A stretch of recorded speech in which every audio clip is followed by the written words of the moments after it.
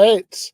I am Ben Burgis. This is Give Them an Argument. I am joined from the bowels of the deep state by Dr. Kuba. How are you doing? I'm doing well. I'm closer to the pancreas of the police state, of the security state, the deep state, than the bowels. That's a deeper part of the deep state, the deepest state, if you will. Deepest. Yeah, not a high enough clearance. I understand. To go that far down. Fair enough. Well, so we are going to be watching tonight a friend of show Jordan Peterson's appearance at the Fellow Canadian. Yes, that's right. You two have that in common. I'm sure lots of other stuff. Doctors, right? There you go. I believe that my degree is from a better school, but why would I bring that up, right? Well, it's funny you mentioned that because as we were getting ready for this, there was like part of this that we initially thought was in the Cambridge Union thing that was actually from the Oxford Union thing that actually turned out to be Cambridge. And we don't have a full video of that, but we've got a little bit, and we're going to play that, I think, before we get into the Oxford one. And I was thinking about that on my way over. I was like, yeah, whatever. It's the same thing. I'm not, there are like probably, oh, hell. Cambridge, if you will. Yeah. There might be as many as 8 or 9 people who went to those schools who I don't hate. Counted Harvard as one of those schools, you're one of them, but in any case, that's, but yes. Excellent. That means my deep cover is working. There you go. But in any case, let's start out at Cambridge, because in this one he's going to say some stuff about climate change, right? If before we start, I'd just like to give some context, because Jordan Peterson has been around for long enough so that we've observed almost the entire life cycle. He started, like any invertebrate, as an egg in the psychology faculty of the University of Toronto. You never know. Most eggs don't hatch, but with the crucial catalyst of the Canadian hate speech law around misgendering and expressions related to transgender people, he found his, that was the spark which allowed him to enter his the next phase, which I consider to be the larval form of Jordan Peterson, and that's what we're seeing now. And that's right. It's a very capable form. Sometimes larvae are the most ferocious. Compare the caterpillar with the butterfly, for instance. And here he was very much straddling the place of being that he began in academia, being a respectable professorial type, very erudite, with just the first glimmerings of his metamorphosis into a full-blown right-wing, two-face cosplaying Twitter influencer. And so this isn't late period Jordan Peterson. This was back when he was publishing books that became bestsellers, the beginning of his movement. He was still having respectful conversations with people who disagreed with him, and as well as engaging with student groups at universities, which at this point I question if he would feel comfortable, if there's any safe spaces on campus for him anymore. Mm-hmm. But we're not talking about two-tone suit, lobster socks Jordan Peterson. That had yet to be. This is still very much greatest public intellectual alive, philosopher of the masses, finder of lost young men, Jordan Peterson. And I think that that's important to realize, because when you see him talking about climate, especially, it's this was when people were listening to him, and he kind of represented the best case, the strongest argument, the strongest take from the climate denial side. Yeah, this is definitely pre-Daily Wire, Jordan Peterson. I think everything you just said sounds right, except the one thing I want to push back on is that he's not cosplaying Two-Face; he's cosplaying the Riddler. But otherwise, I largely concur. That is good context. So let's see what he has to say.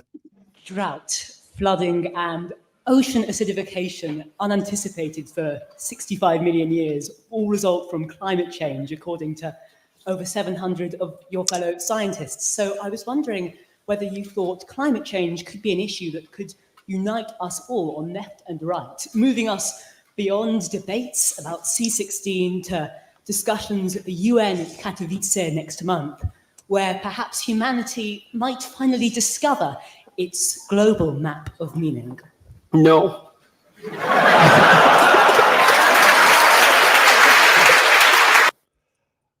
I do just want to pause to say that whatever you think about the opinions he's about to express, there's some poise there I like.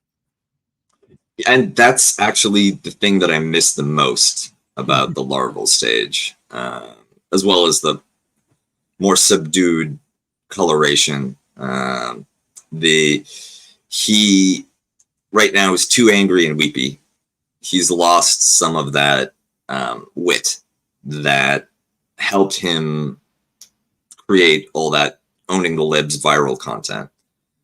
Instead, right now he's just screaming at a screen in Ben Shapiro's basement.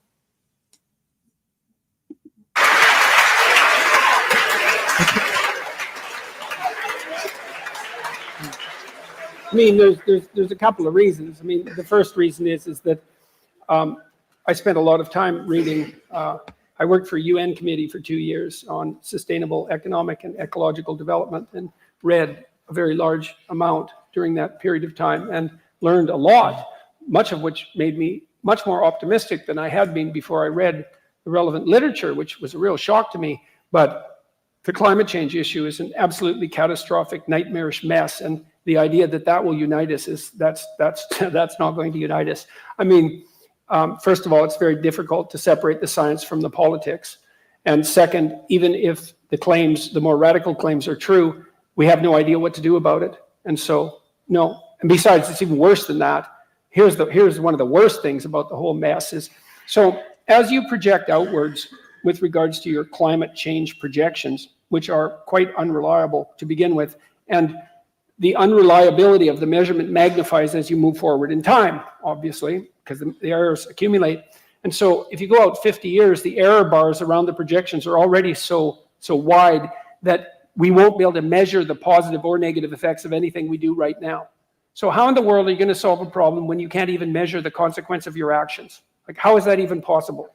And besides that, well, what's the solution? What are we going to do? Switch to wind and solar? Well, good luck with that. Just try it and see what happens. We can't store the power. Germany tried it. They produced more carbon dioxide than they did when they started because they had to turn on their coal-fired plants again.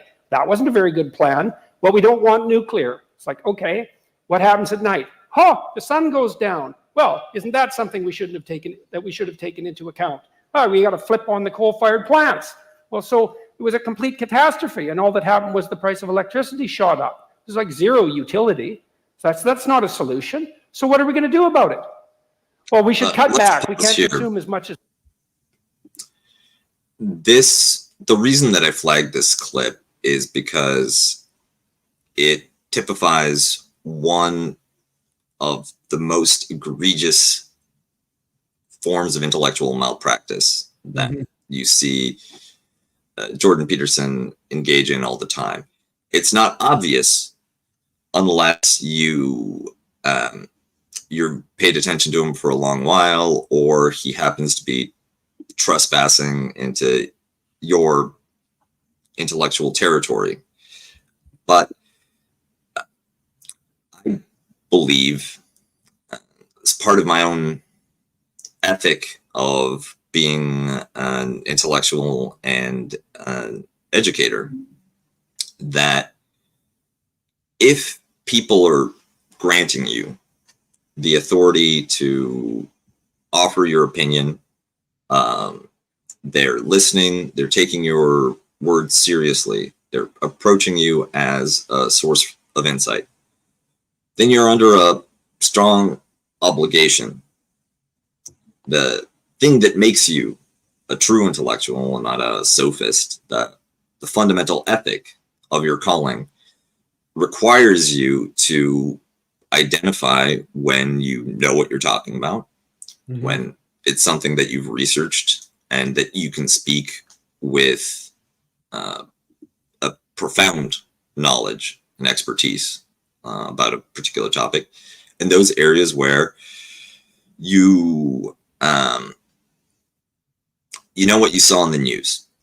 There's, of course, a middle zone of kind of educated lay opinion, and that's fine too, as long as you flag it. But a professor is supposed to have a profound expertise in a particular subject, and that the authority and the deference that's granted to such a figure really should be bounded by that area. If you are a plant biologist or an immunologist, then you might have a really fascinating take about solar power or gender binaries or international affairs, but you shouldn't expect your audience to just defer to you intellectually on those matters as a recognized authority, right? You need to prove that you actually have something to say in this area outside your field. Yeah, and it is really worth noting here that the way that he's presenting this is not like he's taking us through, like, I mean, you know, to a certain extent he is, but to a great extent, like, he's not really like, okay, well, here's how this seems to be true here, and so this is why I think that, right?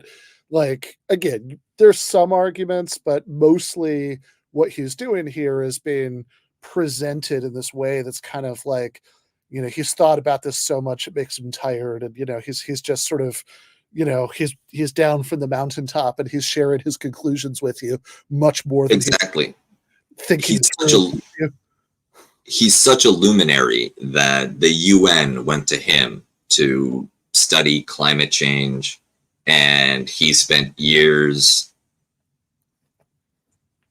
apparently not in seclusion, because this was also when he had his highest intellectual profile, highest public profile, and was doing events and writing books. But he gives the impression of this, he claims this high level of expertise that he spent years reading. Right. And one, that's not the same as being a climate scientist. In fact, he doesn't cite any climate scientists, just a bunch of economists, and economists that are generally on the climate skeptical side of the political divide. So he has no personal background in doing this work, in creating this knowledge, engaging with it. And yet, he comes down like a pope to speak ex cathedra and deliver the correct line to these students that treat him as a rock star professor. They are not, it's not a panel of climate scientists. It's not a panel of environmental economists. It's people who are looking to him for guidance. And I think his take is wrong on climate. Yeah. However, yeah. I think the bigger form of malpractice, because people are wrong all the time. Sure. Even people who are deeply versed in their field. But the fact is that he doesn't explain that this is outside of his expertise. He will declaim like a prophet on any issue, all the while holding on to his academic appointment, his academic titles, and any other officialdom recognition that he's collected, in theory, from authorities that he shits on all the time, right? Like, who cares if the woke globalists invited you to some climate change panel, right? Why are we listening to them? You're the one who's telling us that they are lobster denying scum. Right.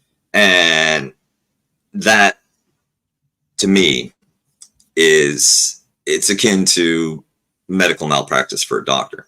The reason that I belabor this point is that when I've encountered conservative people that were nonetheless open to dialogue with someone from the left, Jordan Peterson comes up so much. Mm-hmm. He remains one of their intellectual stars, and the conventional kind of lib media accusations, dismissals of Jordan Peterson, that he's sexist, he's racist, he's transphobic, obviously hold no weight. In fact, they do nothing but burnish his authority with that segment.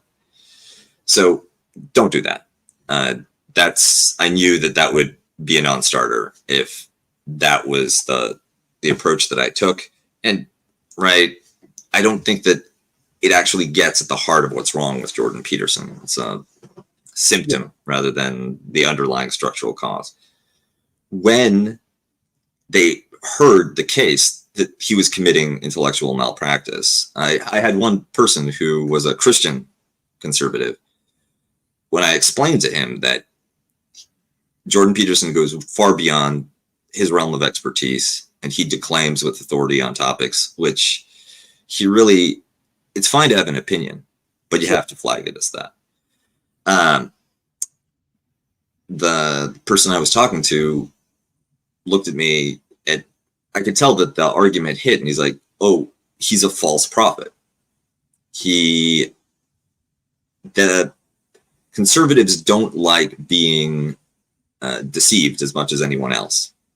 And the thing that I think really makes Jordan Peterson dangerous is his willingness to push with as absolute scientific settled fact the agenda of certain right-wing interests, as well as just a conservative worldview that he's naturalized into evolutionary biological fact. Yeah. And I mean, this is, the way that he goes on about evolution. I mean, this is something I used to, I think you're right to note that Peterson is still like kind of unfathomably popular in a way that, I think people who are in the left bubble often sort of miss because like we spent more time thinking about him a few years ago, right? So he seems like yesterday's news, but he continues to be kind of unfathomably popular, like literally more fathomable, like not fathomable if your frame of reference is like, I don't know, you think of somebody who's like really popular as like, Sam Cedar or somebody, or like the, or Slavoj Žižek even, right? That like it's yes. not, it's on a completely different level, and it continues to be so. So I think you are right. Imagine somebody who has the status, the heft of a figure like Noam Chomsky, but also has access to shadowy networks of billionaire money. Yeah. Yeah. Right. Exactly. So yeah, but that said, I will admit to being in the category that I, spent a lot more time thinking about it a few years ago, kind of right around the time I started doing this stuff. And, but what I did, I remember, thinking about that, a lot, that, he talks about, evolutionary biology all the time in this way that gives you the impression that he has some sort of great expertise in it, right? Like it's completely irrelevant. The actual expertise he has is completely irrelevant to that. He'll often make, basic mistakes. I mean, I remember like his debate with Zizek, where the only leftist work that Peterson could cite was the Communist Manifesto, and then he did an undergraduate level close reading on stage, turning it into,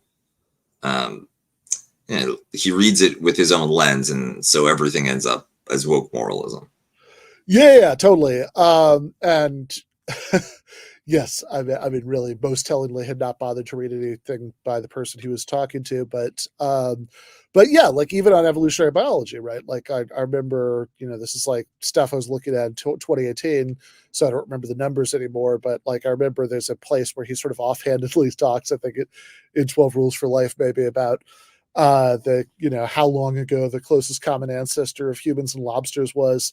And, he gets it wrong in like, a way that like multiple zeros at the end of the number wrong, which is like a sort of, small point and maybe has nothing to do with his larger argument, but is, it is kind of telling about what you're talking about, and I do also want to say on this, but first, yeah, I agree.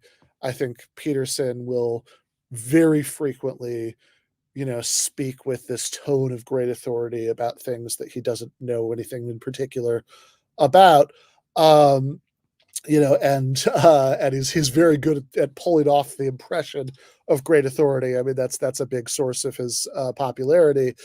But also I saw in the chat, there was some discussion about, expertise and, and kind of who needs it and for what reason. And, and I think this is kind of worth spending a second on because let me just say one thing before we move on to that, because when you open a point in that way, I know there's going to be some substance.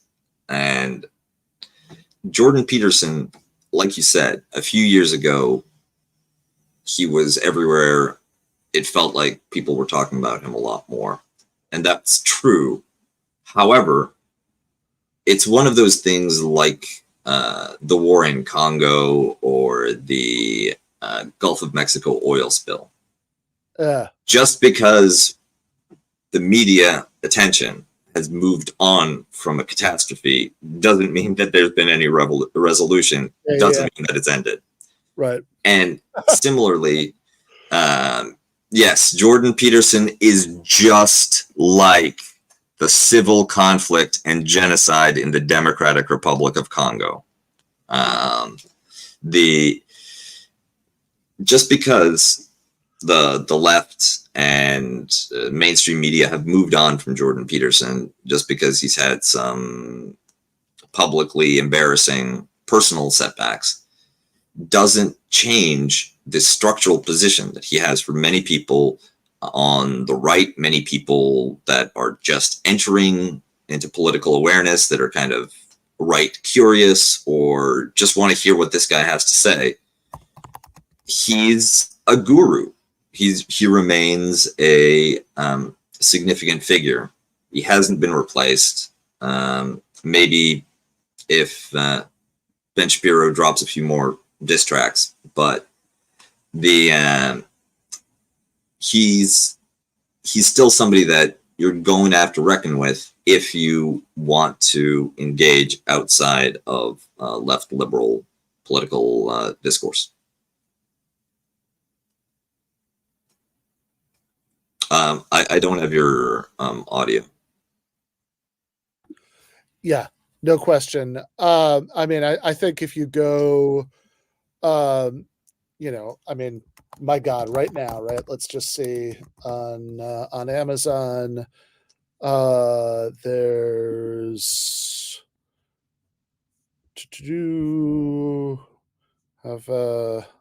yeah, there we go. So 12 Rules for Life, which was published in at the end of 2018, is right now it's number 3,000 or something, 3,000 or so on all of Amazon, which to, just to, like, I know that people who haven't had the experience of neurotically checking the Amazon ranking of a book that they wrote, are might be like kind of less aware of that, but that's, really, really, really good. That, like if you think about the sheer number of books on Amazon, right, that's like in the last, week or whatever, right, that was the 3,000th, most bought book on there. The Bible doing. Yeah, exactly. So, that's huge, right? So, and yeah, I love the Congo comparison. That's exactly the right way to put it. Like everybody who, if you think of Jordan Peterson as yesterday's news, everybody who you think is a big deal put together has a much smaller reach than Jordan Peterson. That unfortunately is the reality. I just wanted to say on the subject of expertise that, I think we want to make some basic distinctions that, I think that the point that you're making is about like factual assertions, right? So that this is, And the idea of closing a debate. yeah, like sort of authoritative, decisive, factual assertions. Listen to me. I know what I'm talking about. Here's what's up. And also the position where, like, I'm not going to show you my math, right? Like, if you're listening to a lecture by Michio Kaku or Neil deGrasse Tyson, and you challenge them on the age of the universe, it's like, well, I could walk you through the equation, the calculation step by step, but you don't know physics and we don't have 3 hours. Jordan Peterson will assert that kind of flex, right? He'll basically tell you that he's are you really going to check his math?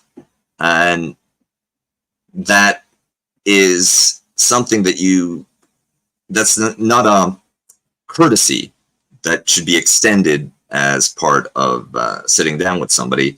That's a deference that only is justified through practical exigences and should only be extended to people of demonstrated expertise and integrity.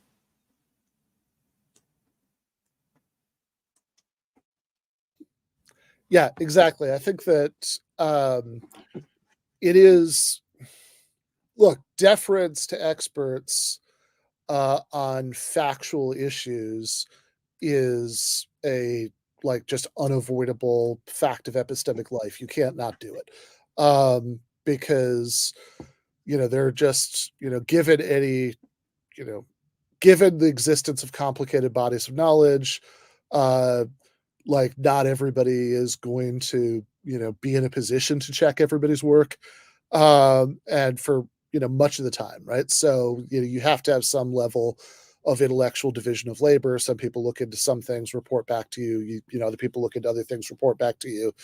That's all fine.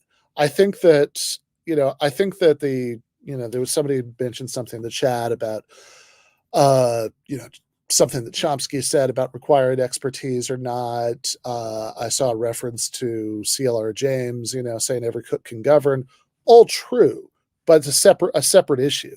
So there's one, we want to sort out factual claims from normative judgments based on them, right? Say so for example, the case of climate change, what's actually happening, right? Versus, how do we feel about trade-offs that, that might come with particular proposals to do something about it, right? And obviously, I want to live in a democratic society where everybody, right, feels entitled to weigh in on that, that second issue. But but I mean, look, to a certain extent, you're just probably not going to have the time, often the ability to double check everybody's work on all of the factual stuff. And it's, you just are going to sometimes have to say, okay, well, most of the people who seem to know the most about this conclude X. So I'm going to operate on the basis of thinking that X is probably true. And then if they're going to make further arguments on the basis of that, then you can just see if those arguments make sense to you. I'm all for, everybody. I mean, God knows I'm in the opinion expressing business. I spout off about all kinds of crap, but I also actually try pretty hard sometimes to bracket parts of debates, parts of disagreements that are about factual issues that I feel uncertain about, of which there are actually lots. And it's kind of funny, and I think maybe not a sign of a healthy political culture, that oftentimes people hear that as like evasiveness. Like, oh, you just don't want to say what you think. It's like, no, I don't know. Yeah, and this is, like you said, a fundamental problem of epistemology, because you have to balance, on the one hand, an instinct towards skepticism of any major claims about the world. You shouldn't just take it on anybody's authority. Not mine, certainly not Jordan Peterson's. But if you want to know anything about the world in which we inhabit, well, you're not going to derive calculus yourself, because you don't trust Newton's math, and it's very limited what an isolated intellect, even a genius, can do without accepting information, right? Without relying on facts from other sources, trusting that other people did the work properly. And in theory and education, right, like a academic career was supposed to be this is why I use the term malpractice, that part of the ethic of an intellectual was being judicious in where you're expecting people to listen to you, right? Flagging the places where you're very confident that here I'm giving you good information and you can do with it what you may. This is a solid conclusion that I can retrace the steps, but a lot of people, a lot of my colleagues agree with it. Pretty sure that this is settled fact. Versus, I don't like curvy women on Sports Illustrated swimsuit covers, and blue-haired SJWs are worse than Hitler.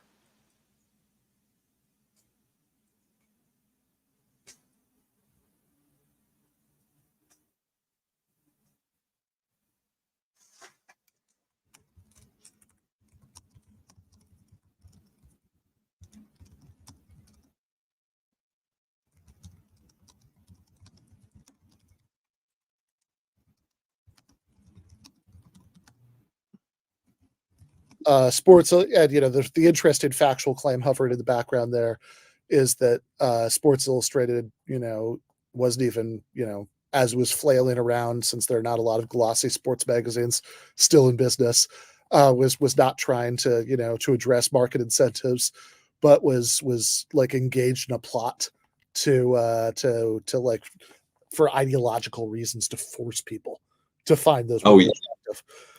Yeah, exactly.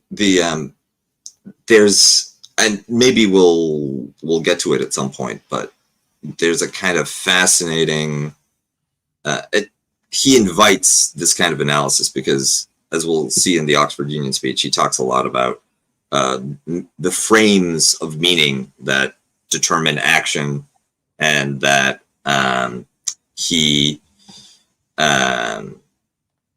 right, like everybody needs to have some value to strive towards, and by their particular worldview, you can try to trace certain certain features of how they imagine the world to work. And for Jordan Peterson, and I think that this partly has to do with the fact that he's a psychologist. This is my opinion, by the way, that he sees the everything as being downstream from culture. That economic, except hierarchy, which is a natural fact of biology, and every other aspect of public life, every other social outcome is either one group or another group tweaking the frameworks of meaning socially in its own image towards its own favor. And that means that the real power resides in who gets to pick the next Disney princess, who determines what the diversity makeup is of the next teen sitcom, and who decides what's on the cover of Sports Illustrated swimsuit edition. Right. Yeah, exactly. Okay, I do want to get back to climate change, and maybe to connect some of the dots here. One thing I will say is that because oftentimes you're going to encounter things that you don't have any particular factual expertise in, even when you're listening to people who you suspect of actually knowing more than you about the topic. Never mind Jordan Peterson, who is in his own mind an expert on everything. One thing to pay real close attention to is the inferences, because even if you can't necessarily judge some of the opening factual premises, you can think about how they link together to the conclusion that the person's trying to draw. And in this case, one of the things that's interesting about everything that he just said is that he gave what could just be an argument for people being concerned about climate change, learning to love nuclear, and having a version of a green energy transition that's willing to extensively utilize nuclear. It could be an argument for that, but somehow in his hands, it was an argument for let's just not do anything about climate change. Yeah, exactly. It's remarkable how often his conclusions, after weighing in and debating, explaining all the reasons why you're wrong, he settles in on a policy program that's the exact preference of powerful conservative interests. Yes, exactly. All right, let's watch a little bit more of this.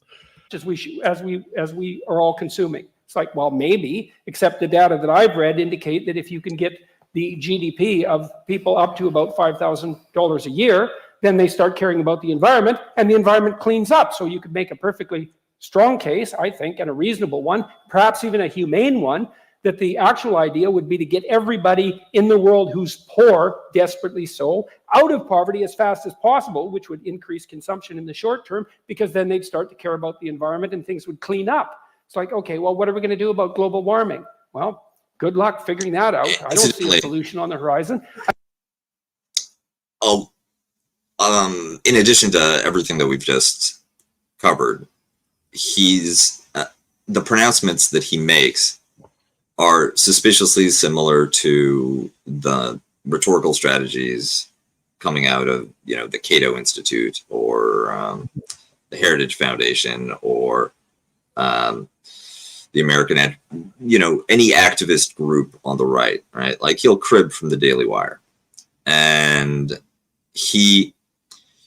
this is a classic type of rhetorical move by climate change deniers or people who belong to the climate curious conservatives who are like, the climate is changing, but we can't do anything about it, is to pivot from discussing the types of activities that produce more carbon emissions, the alternative technologies, how to potentially roll them out, and into a kind of gotcha for leftists, right? Like, well, you should actually be for unfettered capitalism and burning more fossil fuels because that'll make people richer and then they care about the environment.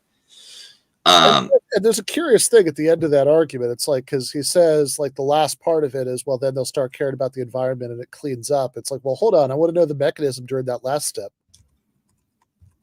Yes, exactly. Because if you take them seriously, then it's like, okay, well, what's your plan to reach that goal? The UN has one, which incidentally he shits all over.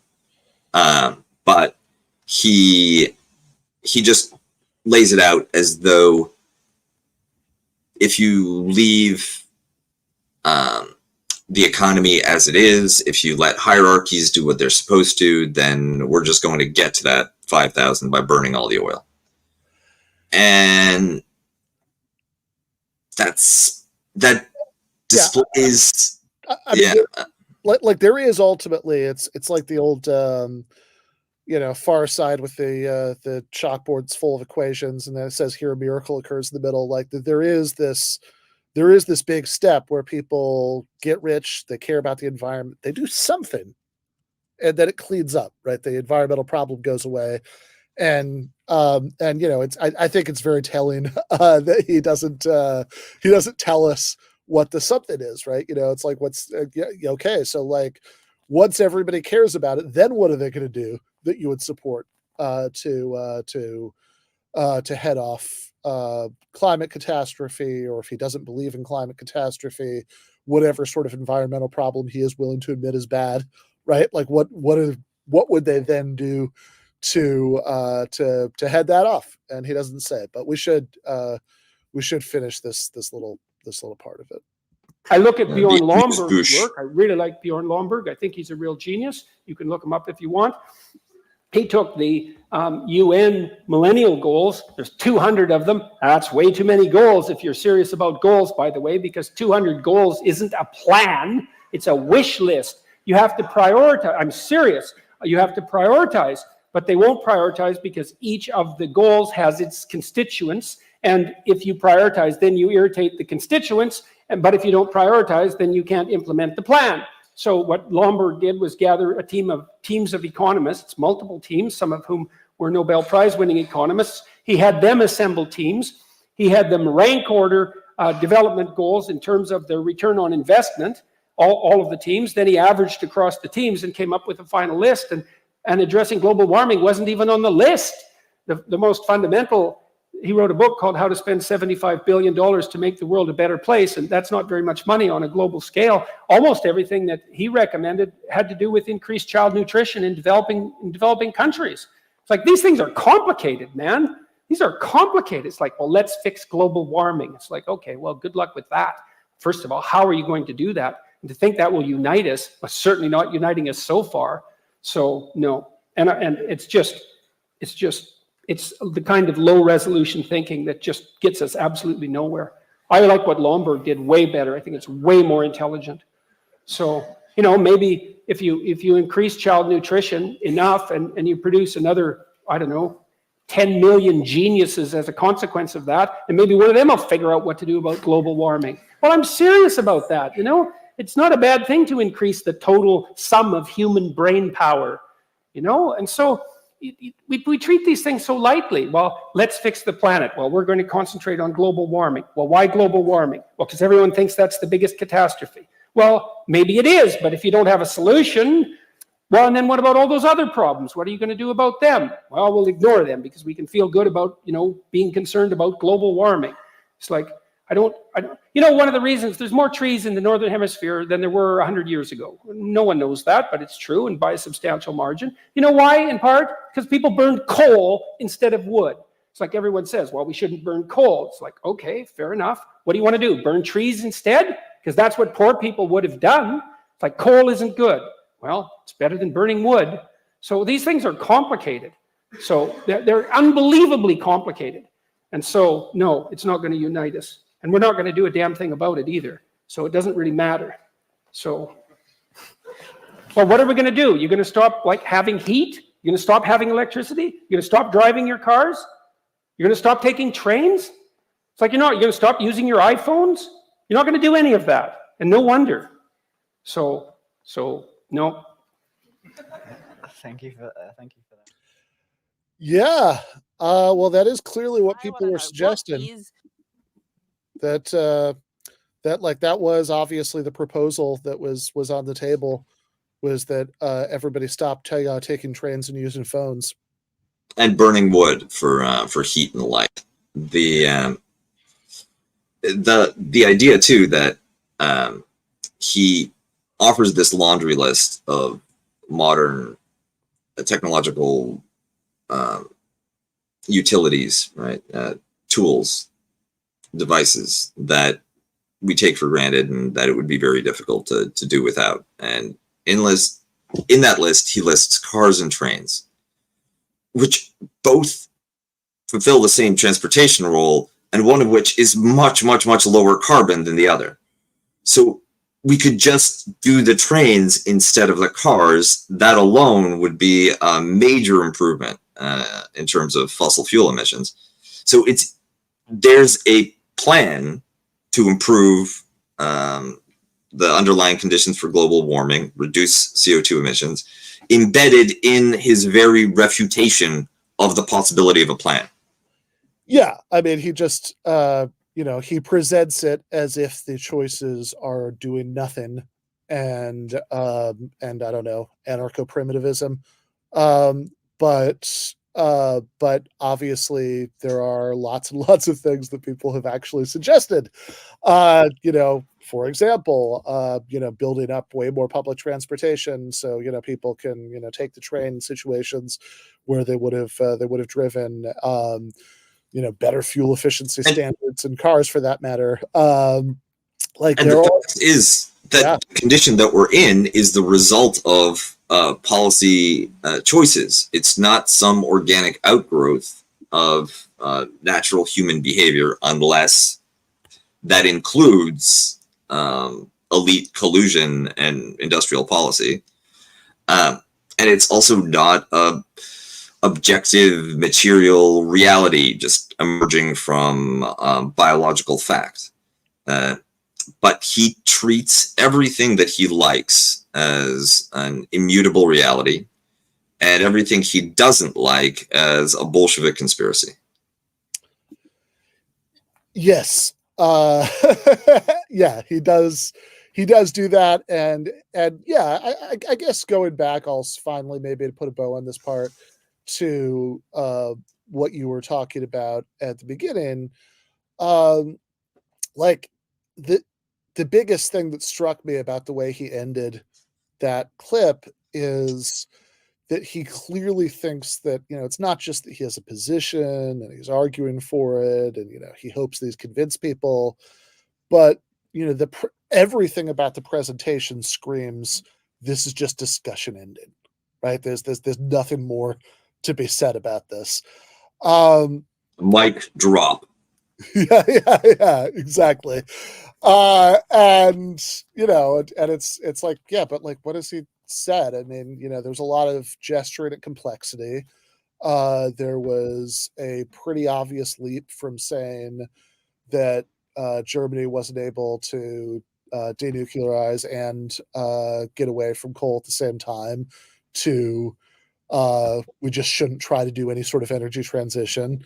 And then there was this like ludicrous straw man about what are you going to do? Stop taking cars or even trains, which Yeah. Also, what are we going to do? Stop burning coal and burning wood? And it's like, look, man, you seem to hate every technological adaptation that removes a previous type of technology. But you yourself pointed out that Germany went back to coal only because they got rid of nuclear power. They phased it out after, I believe, the Fukushima disaster. And A, that's something they could undo as an environmental measure. B, there was a time when it's like, oh, what do you mean? Like, are we really going to transition to nuclear?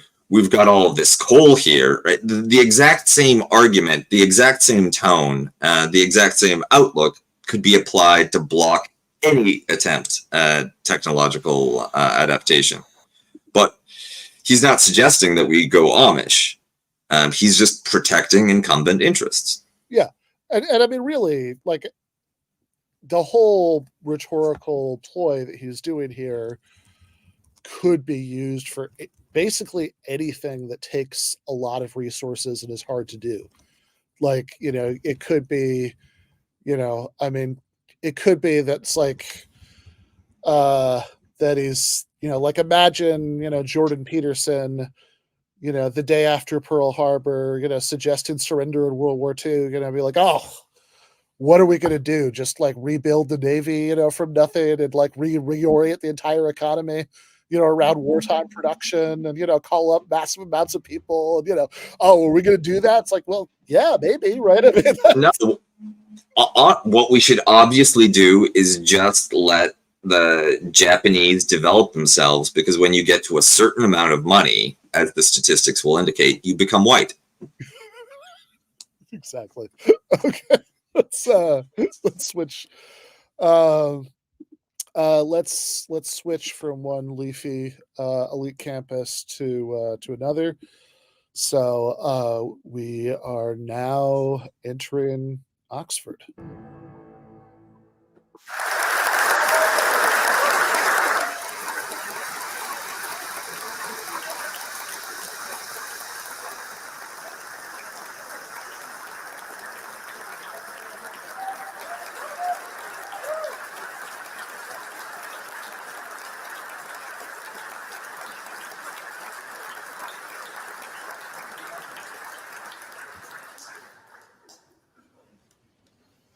Well, that's one of the more positive welcomes I've had from the university.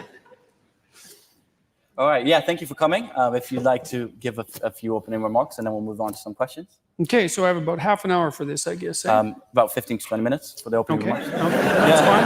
That's fine, no problem. So I think I'm going to talk to you today a little bit about hierarchy. It's a small talk that I've been developing as I've been doing my public lectures over the last couple of weeks.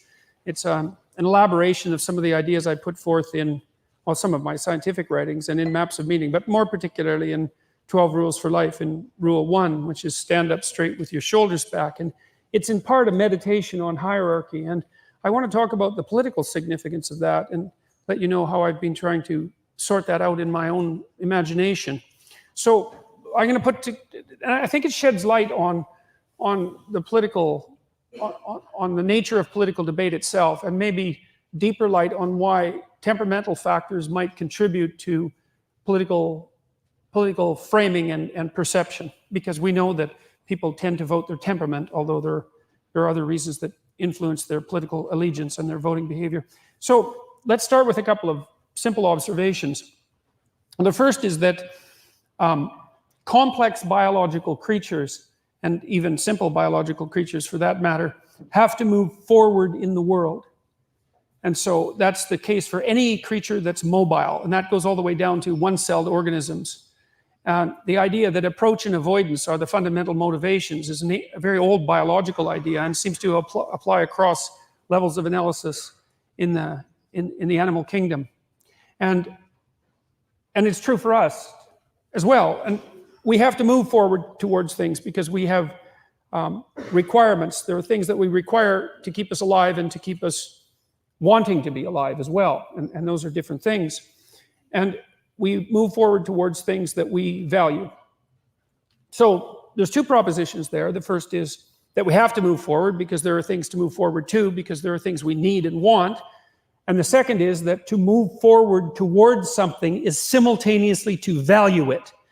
And so one of the implications of that is that we always live in a framework of value. There's no escaping that, and that we're moved forward. I detailed this out quite substantially in my book, Maps of Meaning, but we're always at a place, and we're always moving towards a place that in principle has some advantage over the place we're at. Otherwise, why move towards it? And so what that means is that there's no life without value. At least there's no human life without value. Out of necessity, and also not only out of necessity at the physiological level, but also out of necessity at the psychological level, because another thing that you might point out that I think is usefully pointed out is that not only do you have to move from point A to B in life, but point A is often a very difficult place to be because we're fragile and bounded and mortal and limited, and because we know that. And so one of the implications of that, as many great religious traditions are at pains to illustrate or demonstrate or proclaim, is that life is essentially suffering. And I believe that to be a fundamental truth. But perhaps not the most fundamental truth, because I think the most fundamental truth is that despite the fact that life is suffering, people can transcend that. And partly the way they transcend that is by pursuing things of value. And so that if there is no value proposition at hand, then you have no meaning to justify the difficult conditions of your life. And that's brutally difficult for people. You know, Nietzsche said, he who has a why can bear any how. And you see, and I've certainly seen this as a clinical practitioner, that people who have no purpose in their life are embittered by the difficulties of their life. And they become first bitter, and then resentful, and then revengeful, and then cruel. And there's plenty of places to go past cruel. That's just where you start if you're really on a downhill path.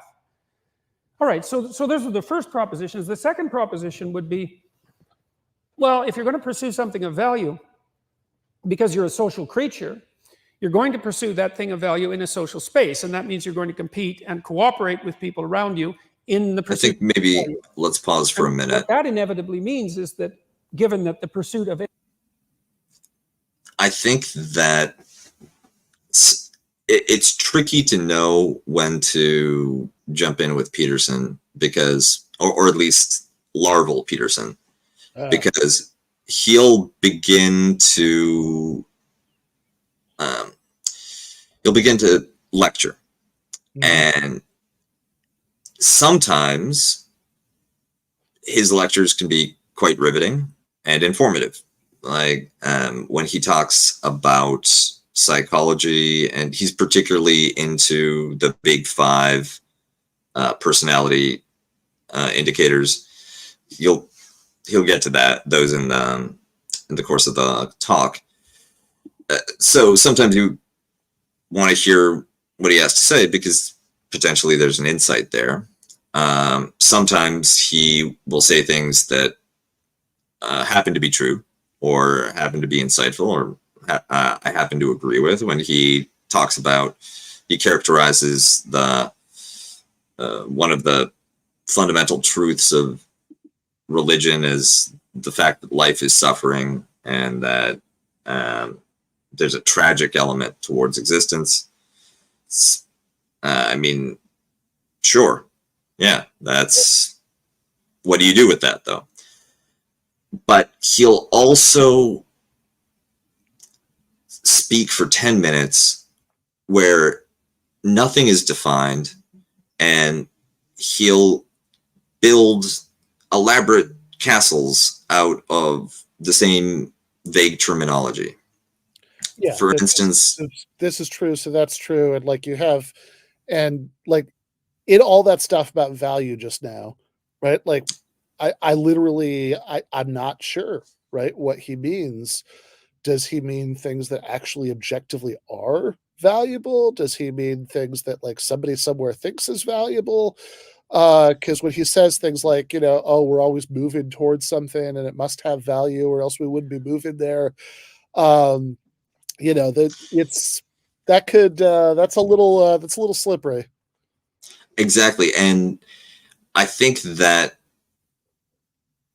he cribs so much from different sources that if you want to read him charitably, and this is one reason why a lot of defenders of Jordan Peterson say, well, you sent me a clip that you were quibbling with, but if you read all his work, then you'll know exactly what he's talking about, and it's genius. I think that what he means is that human beings, right, have to, there's an exercise of will. You have to do stuff in order to stay alive. And you're only going to do stuff if you care about something or want something. And even if it's just survival. Mm-hmm. And that means that everybody has something that they value and that they operate, they work towards, right? Yeah. And he gives that Nietzsche quote. Okay, fair enough, right? Like if you have a feeling of purpose in your life, that there's a meaning behind this. And remember, he's a psychologist, so he's been dealing with depressed people all the time who face actually that existential challenge, right? And his solution is, okay, you have to find something that you care about. There has to be some underlying value that drives you. But he begins with the individual example, right? That a person who wants to survive has to have something that they're pushing towards. And now he's pivoting to socializing the issue of values, right? Like that we pursue values in a social way. And what he'll do is he'll conflate the individual identification of some kind of value for their own life, some kind of direction, a project or purpose or meaning that can shape their actions with, value in society as some characteristics that we collectively pursue and determine. And that's a huge leap that is not based in, I see no connective tissue between those two observations. But without that, then all you have to do is take his word on this next bit. Yeah, no, absolutely. And when he does, when he relates it to religion, and he gives the Buddha's, first couple of noble truths, as and he presents these as like sort of basic assertions of religion in general, which actually that part I'm kind of fine with. I think that's plausible as far as it goes. But he is vaguely connecting it to all of this value talk, and I think you need to be really careful whenever Peterson starts talking about religion, because look, you were at the live show in LA where we played the Who Said It, Peterson or Derrida game, and the last one, right, the one that everybody knew because it'd been going around, was the one where somebody asked him if he believes in God, and he says, oh, I don't know, what does believe mean? What does do you mean? And this is kind of typical of the games that he plays with this. And I think very often, right, that's like he's sort of most comfortable with this vague talk about value and stuff like that. And he sort of wants to relate it all somehow to the God stuff. But I think the problem is that he really doesn't believe in, what at the very least the great majority of people who would consider themselves to be believing, Christians or Muslims or Jews would consider to be believing in God, right? Like he really doesn't, right? I mean, I think it's he's actually what you get when you go boomer male academic and max out spiritual but not religious. Yeah, exactly, right? Like that's exactly it. He's a maxed out spiritual but not religious guy. And sort of for culture war reasons, he likes to sort of present that as in this way where he's like condemning non-belief. But what he really means is condemning like non-spirituality, right? That's that you need to you need to have some you need to have at least his level of maxed out spiritual but not religiousness. But yeah, there's nothing that like your Christian conservative friend that you were talking about earlier would recognize as actual religious belief going on there once you look under the hood. If anything valuable is going to be a collective enterprise, that you're going to produce a hierarchy, or maybe more than one hierarchy, but at least a hierarchy of competence in relationship to that pursuit. So it doesn't matter what you decide to pursue. Maybe you're going to do that cooperatively. You're going to find that you and other people vary in your ability to manage that pursuit effectively and efficiently. And so there's going to be a hierarchy of people, from those who are very good at the pursuit. Maybe it's pole vaulting, maybe it's delivering massages, maybe it's delivering groceries, maybe it's setting up an enterprise. It doesn't matter. But if it's a valuable pursuit and you pursue it socially, you're going to produce a hierarchy. And the hierarchy is going to be one of competence. And so if you're going to pursue value, then you're going to construct a hierarchy. And then there's an implication from that, which is that if you construct a hierarchy, most of the people within that hierarchical structure are a minority of people are going to be fantastically successful at the pursuit, and a very large number are going to stack up at the bottom. And that's a manifestation. Not true. Of what's known as Price's law. And this is one of those cases where I think he's committing that intellectual malpractice that I talked about. The putting aside the talk about hierarchy and hierarchies of excellence, hierarchies of competence, whatever, the idea that if you have a particular activity, there's going to be a incredible amount of benefit going to the top people according to a Pareto distribution. It's an economic principle that applies to a very, very narrow set of circumstances. It does apply to some set of circumstances, right? Like if you look at things like book publishing or music, the number of it's going to be something like 20-80, right? 20% of authors account for 80% of books. It's probably skewed even more than that. But that's because of the printing press, mass production, certain network effects around fan communities, the availability of large-scale distribution. If the thing that you value is, excellence in medicine, for instance, well, a whole bunch of doctors can treat certain conditions and save people's lives. They're all winners. You don't necessarily have that winner-takes-all model in all aspects of life, in any value that you give. He presents this as though it were that kind of immutable natural fact, that this was a law of physics. And it is simply not true, right? If he wants to debate the point and make an argument that this distribution applies universally, I would welcome that. I would entertain that. I would need to see his math, right? And but that's not what he's doing. He's telling you that, right, the sky is blue, plants are green, and space is cold, and also inequality is intrinsically linked to the biological aspects, even the ontological aspects of human social life. So, bad Peterson.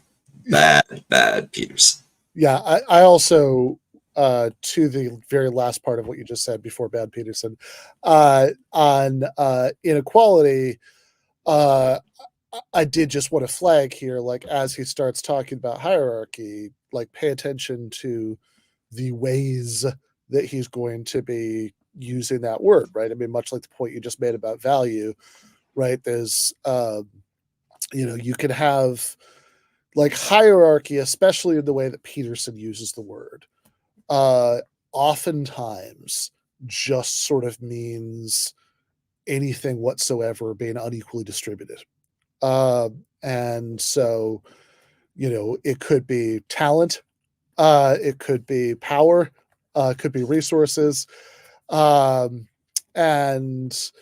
it's, but like clearly, he wants to, like, one of the things, right? I mean, there's oftentimes a massive equivocation going on here, because he says that, he accuses his political enemies of wanting to get rid of hierarchy.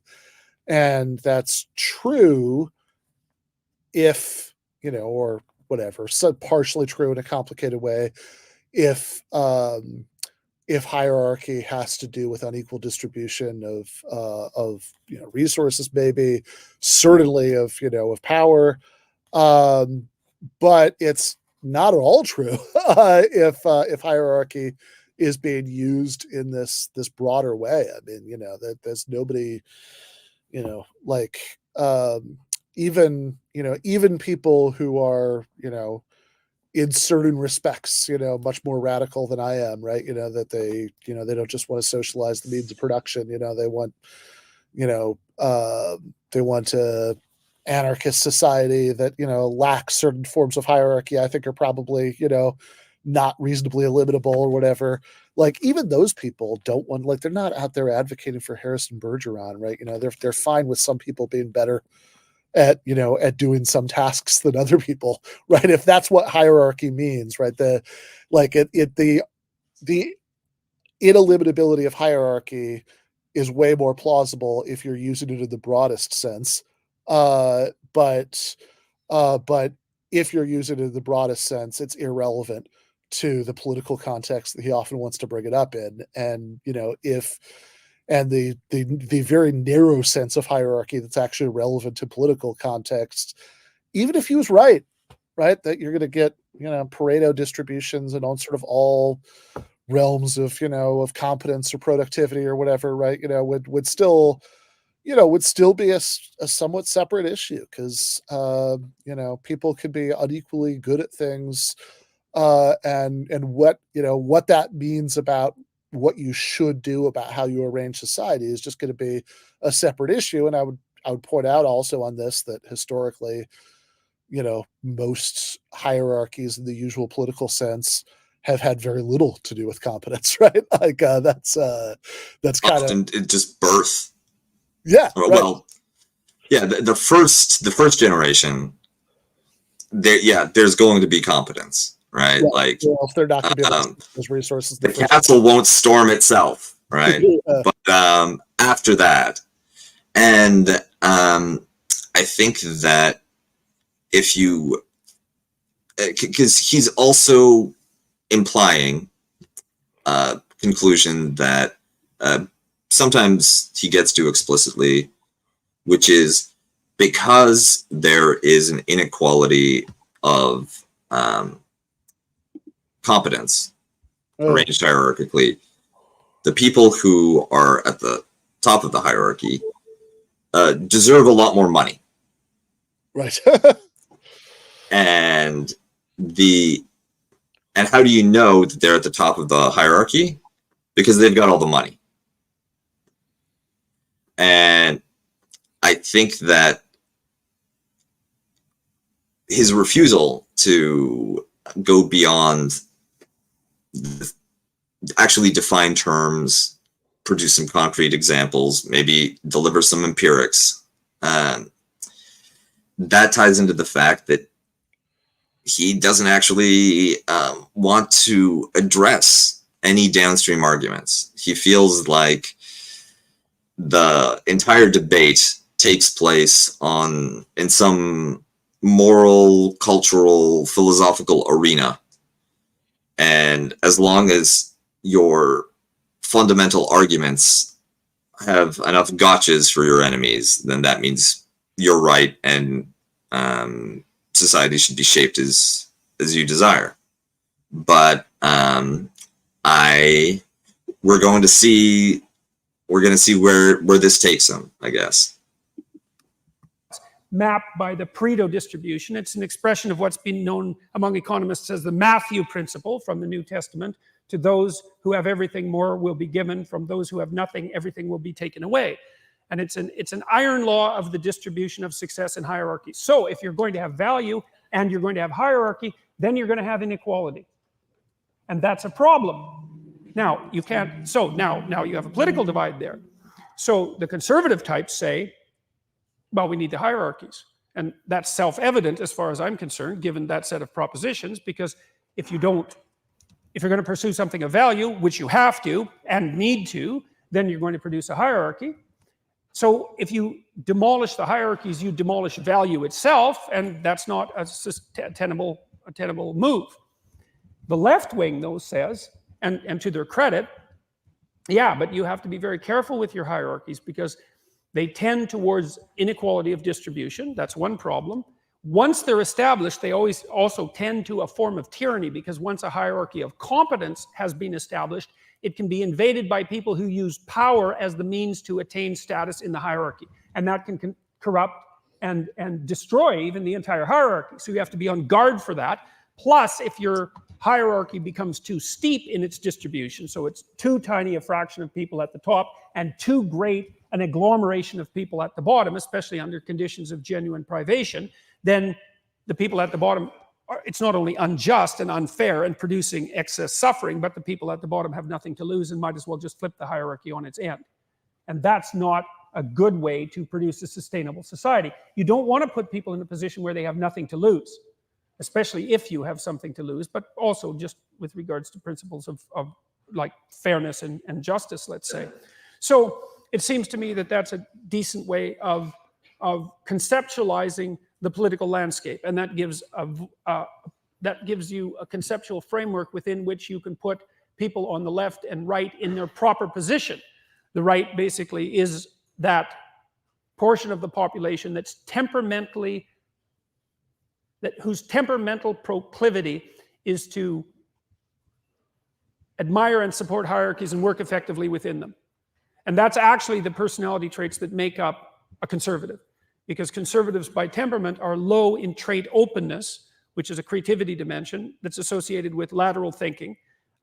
It's not, I would say it's very environmentally underdetermined. It's a biological predisposition, especially with regards to creativity, and high in conscientiousness. And the conservative temperamental types make very good managers and administrators. That's how they manifest themselves in the world. Essentially, if you set up a hierarchy and it runs algorithmically, then the conservatives will do very well in that structure because they can implement an algorithm and they're very good at implementing. Whereas the liberal types are very good at generating new hierarchies. And that's because they're high in trait openness. They're less conscientious, so they're not suited as well to within hierarchy operation. But in a functioning economy and in a functioning democracy, I would say, you need both types. You need the liberal types to establish new territory and to put out new values so that new hierarchies might be organized, so that effective movement towards those ends might be instantiated. And you need the conservatives to actually implement the processes. And so a society of only conservatives becomes static, and that's not good because the environment transforms and you have to keep up with it. And a society that's only composed of the left-leaning liberal types is very good at generating all sorts of new possibilities, but very bad at generating all sorts of new actualities. And so we should be, first of all, cognizant of the fact that hierarchical organization is inescapable if you're also going to pursue value. Second, that if you produce hierarchical structures, that you're going to produce inequality inevitably, and there are negative consequences as a function of that, and that both sides of that equation, let's say, need a voice, because both of those functions are valuable, necessary, but also at odds with one another, and at permanent odds, because it is the case that you need hierarchies, because otherwise you have nothing to do. And it's also the case that if you have hierarchies, then the poor will always be with you. And that's a chronic functional problem that has to be addressed. And that's the proper place, I would say, of the left. So that's only 15 minutes. So, but I'm going to stop there, I think, and you can chew on those propositions and see what you think of those. But I'm really interested actually in having a discussion with all of you, and would be happy to start the question period a little earlier than might otherwise be necessary. Yeah, there were just some flying inferential leaps at the end there, right? So I mean, I guess the first thing to note is the real sign that this is 2018 Peterson, it's larval Peterson, as you say, is that he's trying to do this highbrow both sidesism. Also, his carapace is still shiny.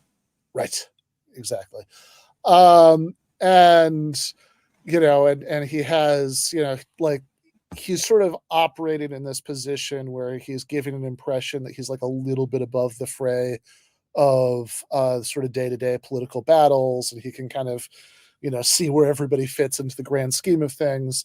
Whereas, 2024, Jordan Peterson is just a conservative pundit. But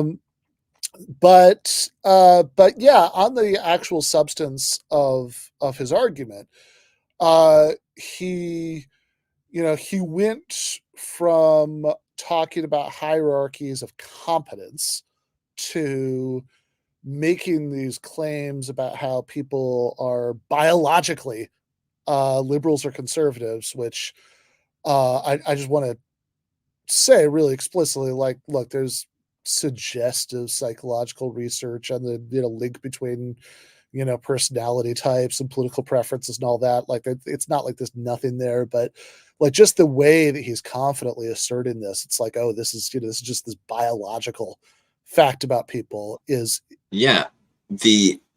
that's he reifies his tools. So you have this big five psychological trait survey instrument, which rates people based on, it's like neuroticism, openness, conscientiousness, agreeableness. Did I say that already? Yeah. And something else. And these are the Peterson reasoning goes that these are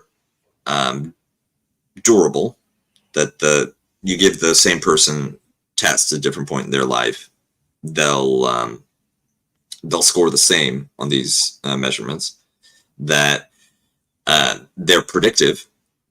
You can figure out all kinds of characteristics about a person based on their scores on those 5 aspects, and implicitly, right, that they're biologically grounded, they're genetic or something.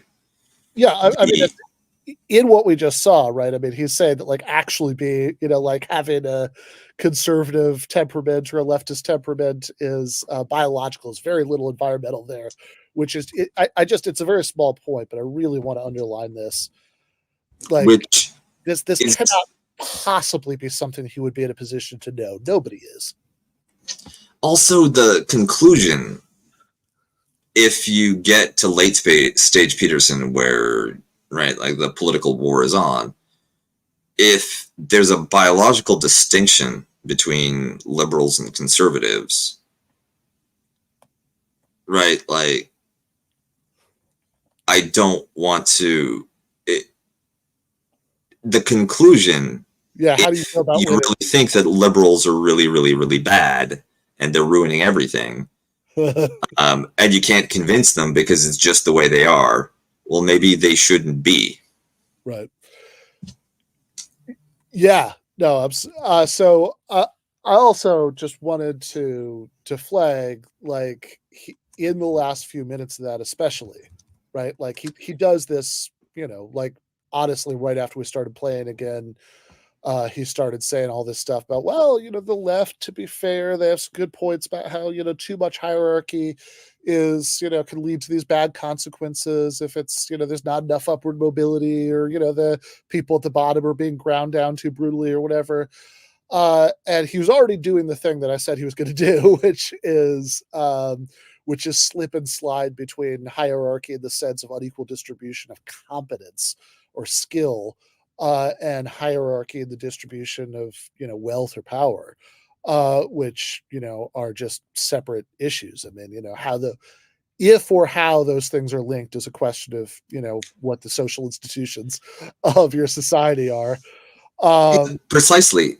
He has this model where there is a free and fair tournament or exam or something. There's some objective test of competence in which people are rated and then wealth and power distributed based on those results. And ex post facto, you can use the distribution of wealth and power to infer what the results of individuals would be, right? Like, oh, this guy has all the money, he must be the smartest or the best, And the idea that somebody may be the best at something, but that something might not be what you want to award wealth and power for, including wealth and power accumulation, right? Like the people who are really, really, really good at it probably need to be stopped from being that good at it, right? There are certain ways to get at those outcomes, which he implies come from some kind of constructive brilliance, whether it's, entrepreneurs changing the world or smart people making decisions. It can be entrepreneurs changing the world for the worse, just being very, very good at accumulating numbers, or smart people accumulating power through things that are entirely socially corrosive. Right. Now, he just takes it for granted, right? It's a completely unexamined premise that the hierarchies of competence that he's positing somehow overlap with social utility. Right? He talked about utility in the previous clip, and that's a hidden premise, hidden axiom, to use his he loves his language. Yeah, it's an axiom of his worldview, one which actually he's willing to dispense if he has to talk about a system he doesn't like, right? But because the people who are excellent in that system are clearly monsters. But without it, it's just word salad, because there's no connection between the outcomes of wealth and power that he seems to be defending, the unequal distribution of wealth and power, and the competence part of it. Yeah, exactly. That so there's social utility point, and then there's also just the actual material outcome for those people, right? Like that some people be better at things than others, unless the thing that you're talking about is literally just being good at accumulating wealth. And there's no necessary connection between that and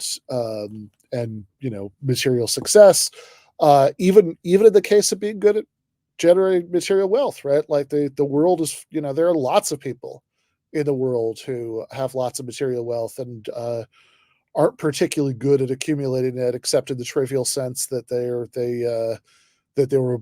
have the skill of being born into the right family. Donald Trump, for instance, right? If he had just parked everything into an index fund, right, that he was given. Yes. Yeah. Right. He would actually have had more money than than he had at the end of his business career.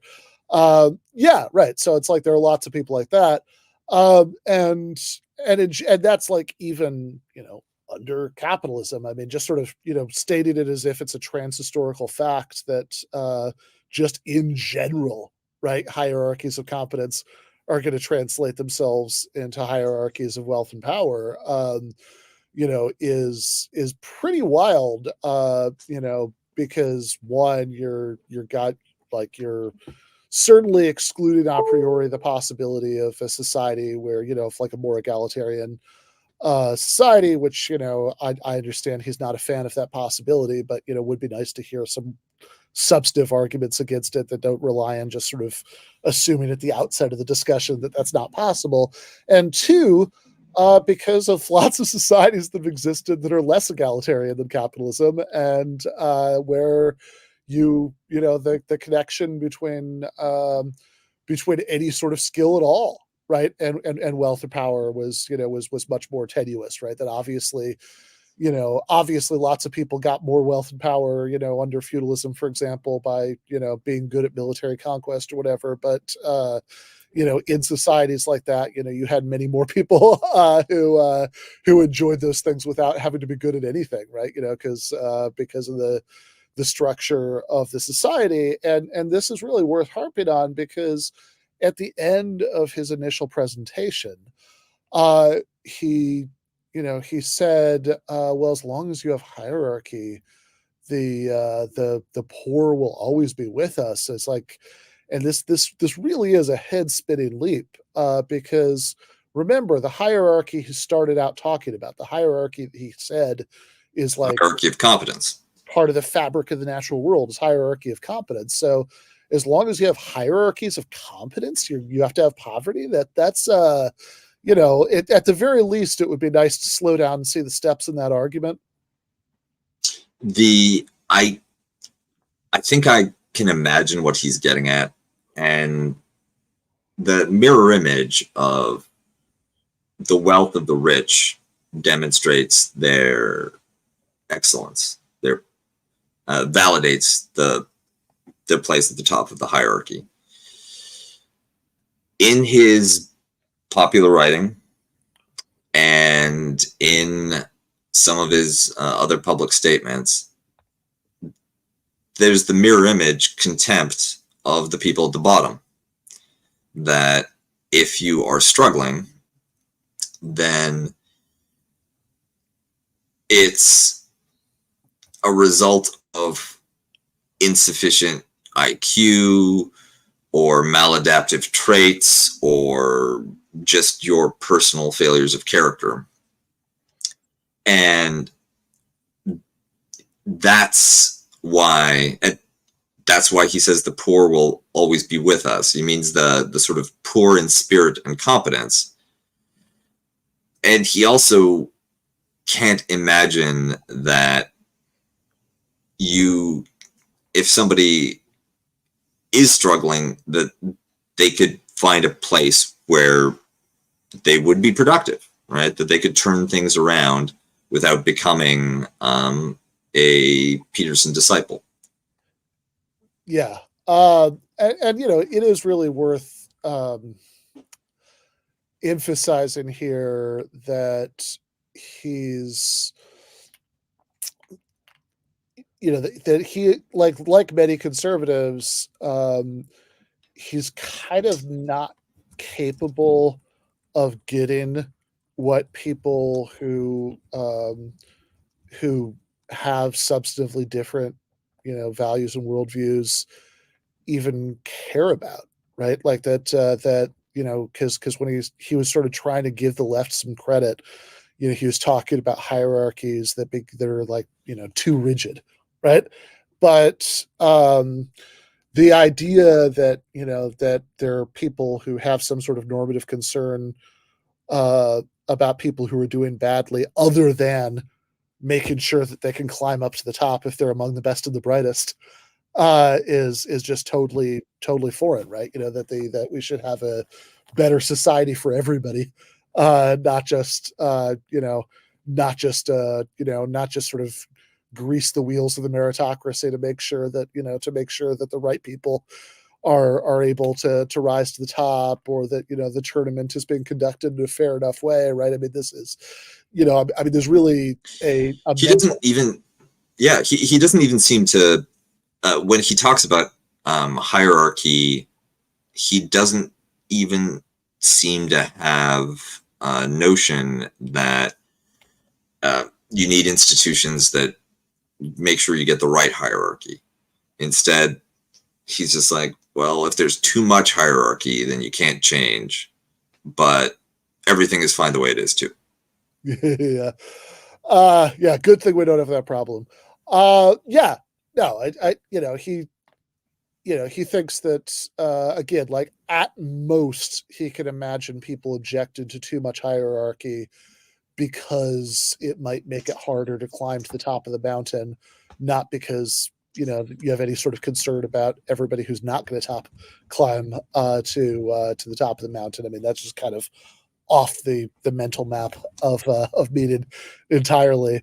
Yeah, and I guess, I don't know, my only other thought about this was, thinking about the idea that poverty, is should sort of default be taken as a result of defects of character. Is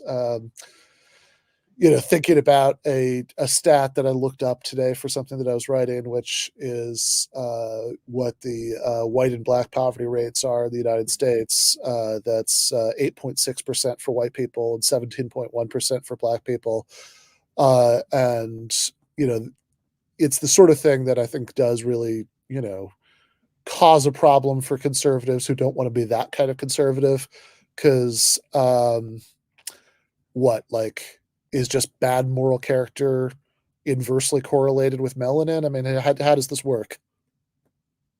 The whole character game, and this becomes it becomes part of the conservative package, because you can make it hereditary without making it genetic.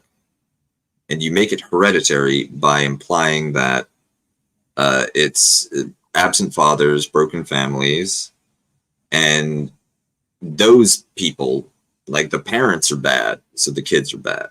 Mm-hmm. And you end up with the same de facto caste division of the worthy and the unworthy.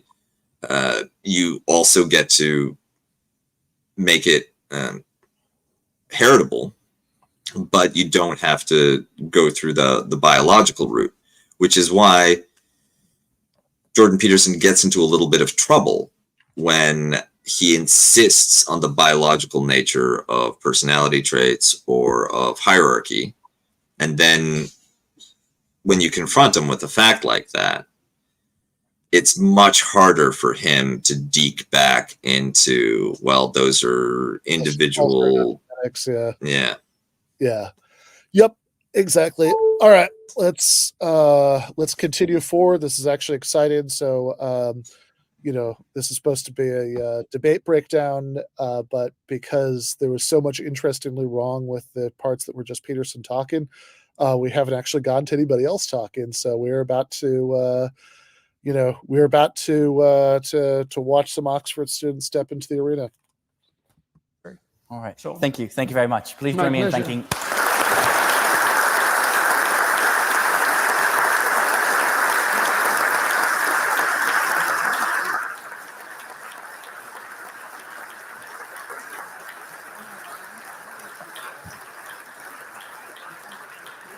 So now we'll move on to some questions. I will ask 2 initial questions and then open up to the audience in order to ensure that as many people as possible have a chance of asking questions. So my first question is, political correctness is a rather vague term that refers to a wide range of issues, from preventing explicitly racist hate speech to calling out someone for wearing culturally insensitive clothes. Do you think that we should universally reject political correctness, or is there a line that can be drawn? Well, that was the other thing I was thinking about talking about tonight, and I'm actually having a debate in Canada about that very proposition tomorrow. So here's what I've been thinking about that. I'm trying to formulate my thoughts for my 6-minute initial opening remarks tomorrow. It's a very tight time constraint. So think about it this way. Imagine that you need to describe the world in order to perceive the world and to act in it, both of those, not just to act in it, but also to perceive it, and that you need a description at different levels of resolution. And you can think about how you use your computer when you're when you're dealing with images. You know, there are sometimes when what you really need is a thumbnail, because it doesn't require much processing power, and it's sufficiently representative of the reality so that you can do whatever you need to do with the image, with the thumbnail. And you never replace the thumbnail with a high-resolution image if the thumbnail will do. I really like that. I don't think it's an analogy. I actually think it's a description of a very large number of cognitive operations. And maybe there's a rule of thumb, which is never use a high-resolution theory when a low-resolution theory will do. The converse is also true, by the way. So then let's say that in order to orient ourselves properly in society, we need a general-purpose, low-resolution theory, existential theory, something like that. It's not precisely a description of the objective world. It's more like an agreed-upon it's an agreed-upon narrative about how the world is constructed in relationship to human experience and how we should act in the world. So how we should look at ourselves, how we should look at history, how we should look at our social being so that we can coexist peacefully, so that we can move forward, so that our societies function. And then imagine that that comes in broadly two forms, and I think it does. One is a collectivist form, and I would say that that collectivist form is built very deeply into human nature. It's essentially a tribal outlook. It's an outlook that you can trace back hundreds of thousands of years, and perhaps more deeply than that. We know, for example, that chimpanzees have a tribal outlook, and that chimpanzees will patrol the borders of their tribes looking for chimpanzees who aren't of the tribe, and when they find them, they will tear them into pieces. And so that was revealed by Jane Goodall in the 1970s. It was very shocking to everyone when that was first discovered, because there was a very influential line of thinking, mostly derived from people who were influenced by Rousseau, that, you know, human beings were innately good and that only culture made them cruel and capable of atrocity.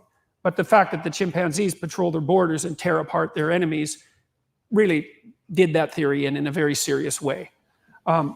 So at least made it more complicated. So the collectivist view is essentially that the best way to conceptualize what a human being is to look at what tribe they belong to.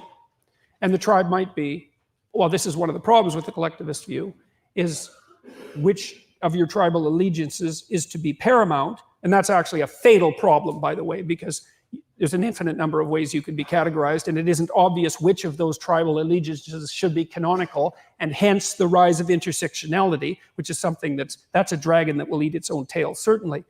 But there's a notion there. It's like the most important thing forget about that for a minute. We'll say, well, the most important thing about you is your group, your gender, your sex, your race, your ethnicity, all of the multiple categories that we're supposed to be considering as fundamental realities now. And that the best way to construe reality is that it's a battleground between those groups for dominance, power. And that's the postmodern ethos, and it's a pretty decent thumbnail sketch of reality. You can sum it up quite quickly. You can use it as a guide to action in all sorts of domains. It has its consequences, however. And one of the consequences is that it's tribal. And tribal identities tend towards mayhem. Now, the alternative low-resolution view is the view that I think has been articulated most effectively in the West, and perhaps of all the places where it's been most effectively articulated in the West, the most effective articulation has come from the UK. I mean, there's something remarkable about what your country has done with regards to laying out the idea of individual sovereignty in a fully articulated manner, in a way that allows a political system to arise predicated on the assumption that the individual is of intrinsic value. And if you need a thumbnail view of the world, the most effective thumbnail view of the world isn't that you're the member of a tribe, even though in many ways you are, and the member of many tribes. The most effective thumbnail view is that you're to be regarded as a sovereign individual, and you're to treat other people that way as well, both with regards to their rights, but even more importantly, and often forgotten, with regards to their responsibilities. And I think that polities that are based on the first set of presuppositions, the tribal, degenerate into precisely what you'd expect, which is tribal warfare. And the second have the possibility of blooming into exactly what they have bloomed into, which are the most functional societies, the most peaceful societies, the most successful societies, the societies that are the best at generating wealth along with inequality that the world has ever seen. And so I would say we sacrifice the latter to the former at our great peril. And I would also say that, and this is something that I'm very ashamed of, is that the universities, broadly speaking, are doing absolutely everything they can as fast as they possibly can to ensure that we sacrifice the sovereign individual view for the collective tribal view. And I think that is appalling beyond forgiveness. And so that's what I think about political correctness. Jordan, I didn't hear an answer there. He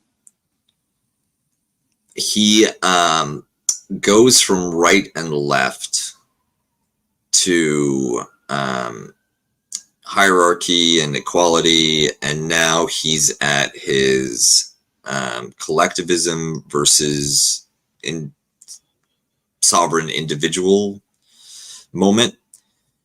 And I think that there is a intellectual genealogy to the idea of individual rights, or the person as an individual. I think that intellectual history goes through the West and includes a great deal of philosophical, religious, moral work. Now, positing, he's kind of implying that John Locke, or whoever he would consider to be the great progenitor of the Anglo-liberal tradition, basically solved the chimpanzee problem, and everybody else is still in chimp land, right? China, collectivism, chimps. India, collectivism, chimps. Marxists, collectivism, chimps. Postmodernists, collectivism, chimps. And he might actually believe that. I realize that this will come as no shock to anyone, but Jordan Peterson is extraordinarily narrow in his cultural view. He only really thinks of the West,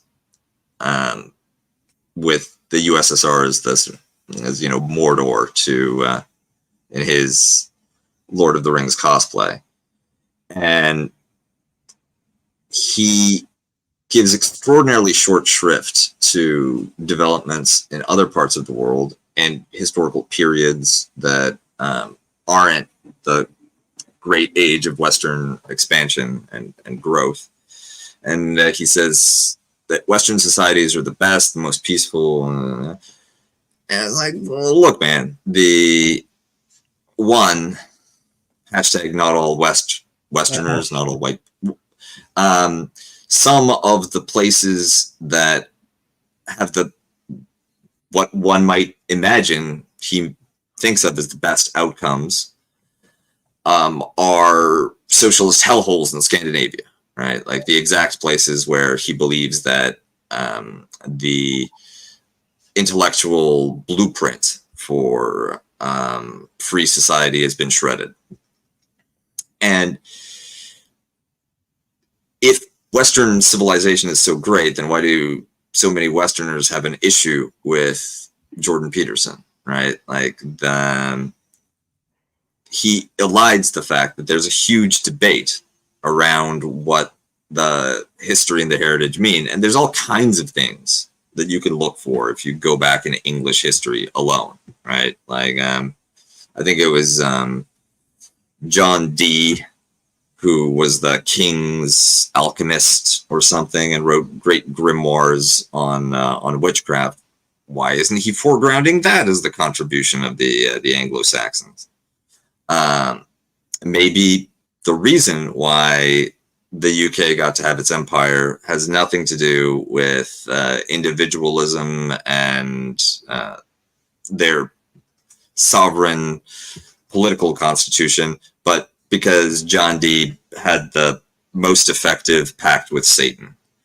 Like, Yeah. It all comes down to finding a way to pin everything on the left.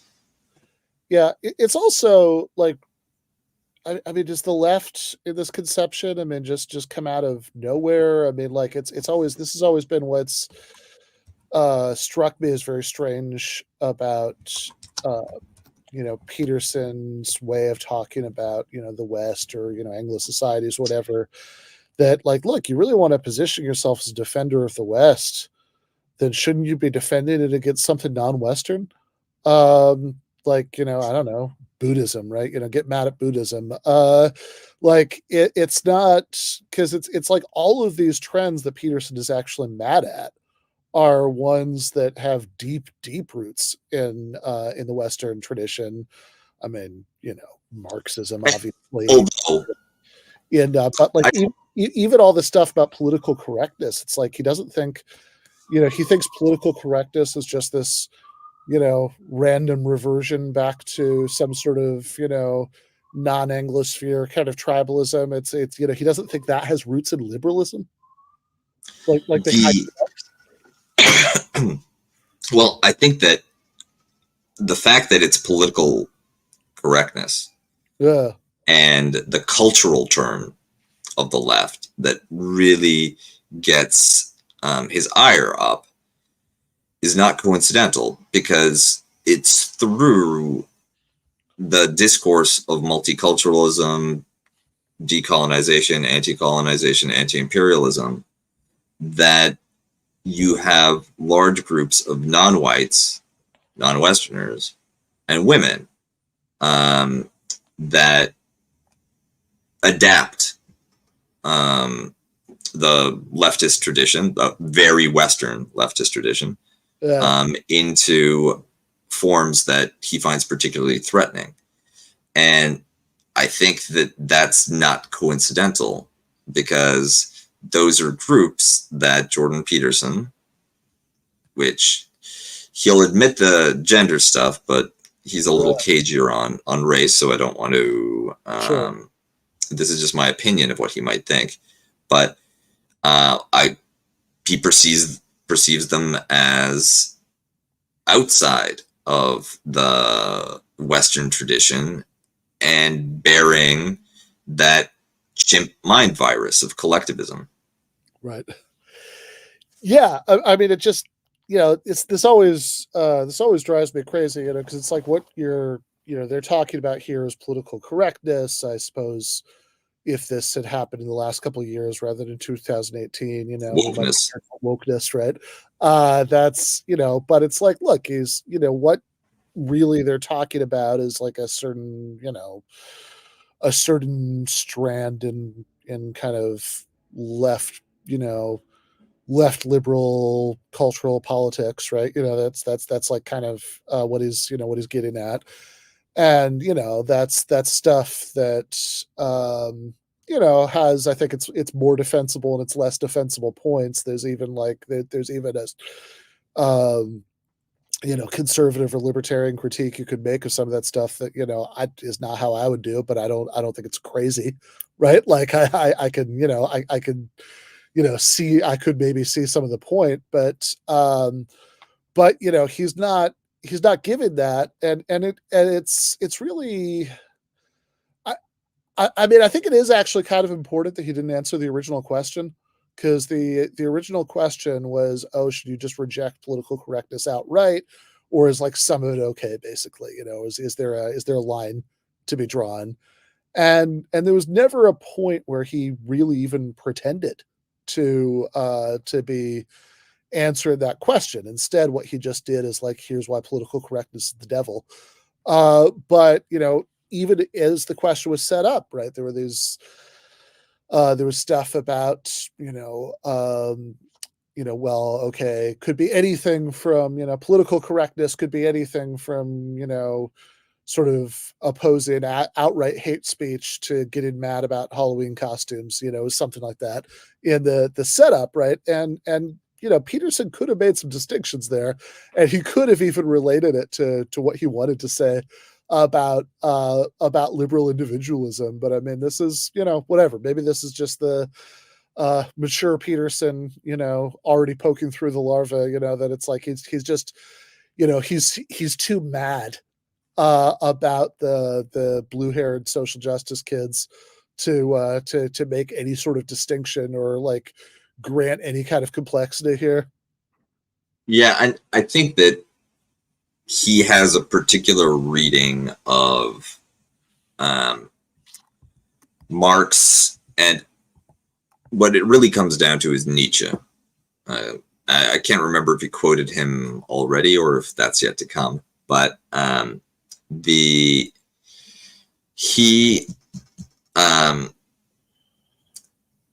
believe that he would characterize political correctness and wokeness, intersectionality as forms of a kind of ressentiment-driven slave morality. That where, because of historical oppression or suffering, certain groups are sanctified, and he doesn't like that because they're not the excellent ones. Mm-hmm. Yeah, I mean, it does strike me that a lot of the targets of his critique might not be as distant from all of his most basic assumptions as he assumes they are, right? Like a lot of the the PC college kids he hates are, I mean, fundamentally they do have a conception of social justice that's about making sure, because they do actually have a baseline commitment to a certain kind of individualistic liberalism, that that the best and the brightest can rise to the top from marginalized groups, and that we need to be vigilant to stop arbitrary forms of prejudice and oppression precisely so that can happen, right? But he sort of thinks everybody is a Marxist, but he also thinks that Marxism is something that has absolutely nothing to do with like the history of Enlightenment thought that he's celebrating, when he's talking about England. So Jordan Peterson is very confused, I guess, is the top line point here. But let's maybe do one more question and then break and go to the post game.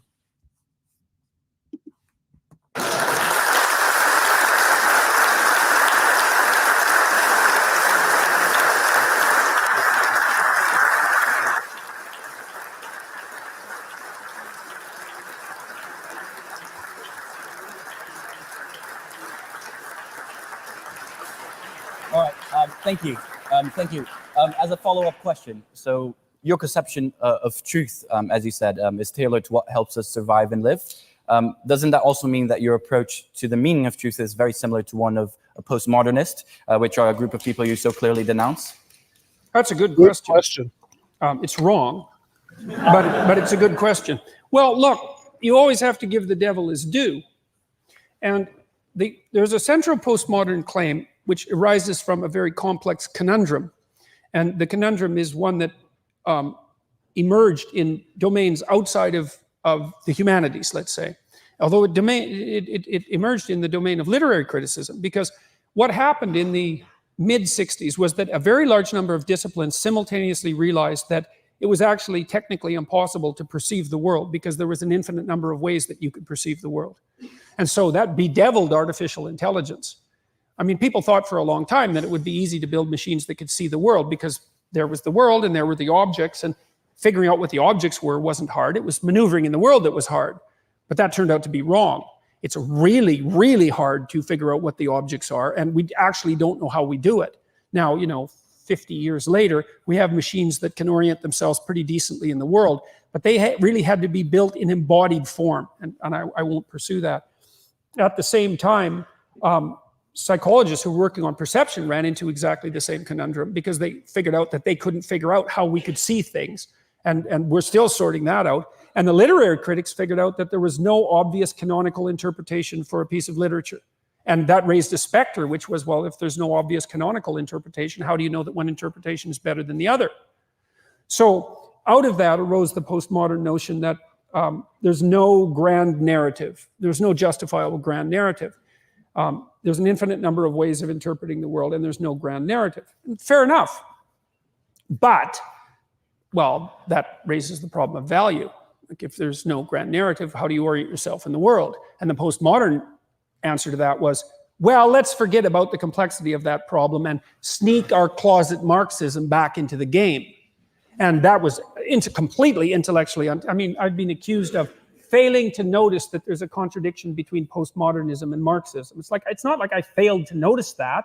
It's obvious that there's a contradiction, but it's equally obvious that the postmodernists, broadly speaking, is a thumbnail sketch, because they can't solve the problem of how to orient yourself in the world if there's an infinite number of interpretations, rely in a completely incomprehensible and paradoxical manner on the dictates of like a defunct 19th century philosophy to provide them with motive force in the world.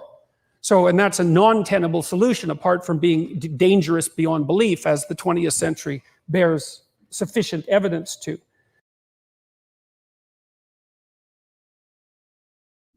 Just want to pause here to note that as a general matter of intellectual hygiene, if you find yourself interpreting your enemies as saying something deeply inconsistent that they don't explicitly say, I don't know, it might be worth like pausing to consider whether it's possible that you got them wrong.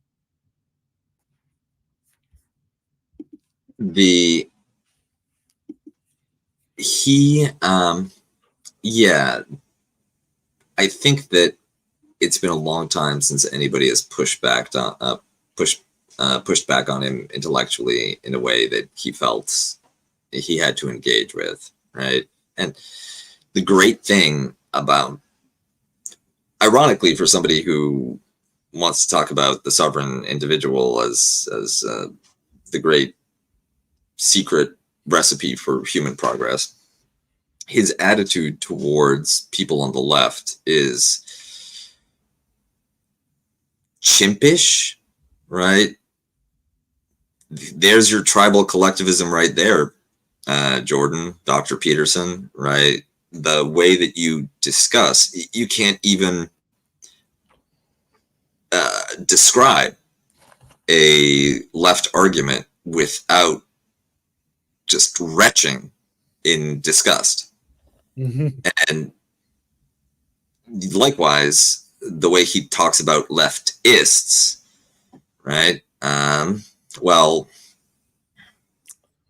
Go back to my saliva test joke in the chat.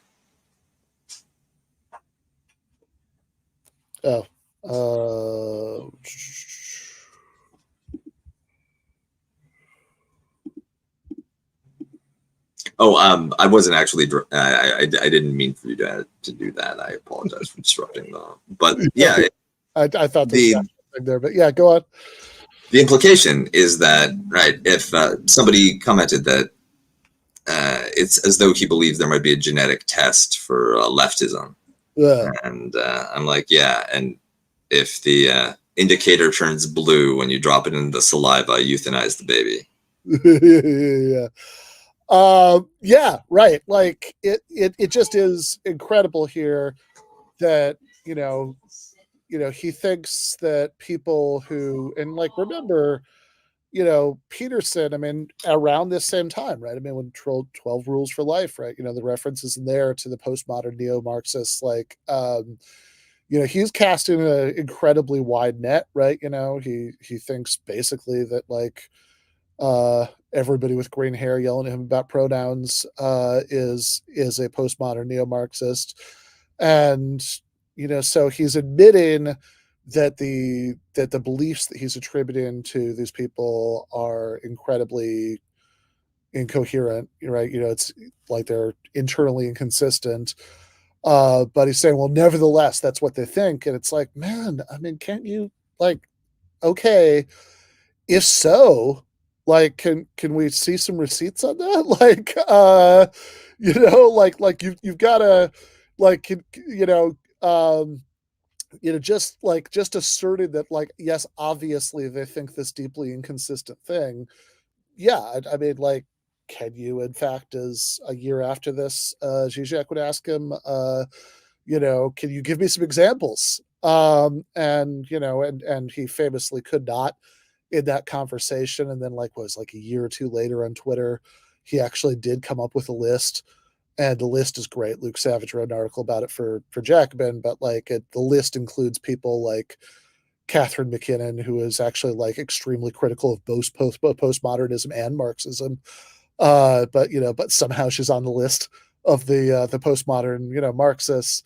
It's just, it's it's a settled fact in his head, right, that this deeply inconsistent combination of positions is what they all hold, and if it's just deeply, perversely, obviously incoherent, that just goes to show how perverse his enemies are, and nothing more to be said about it.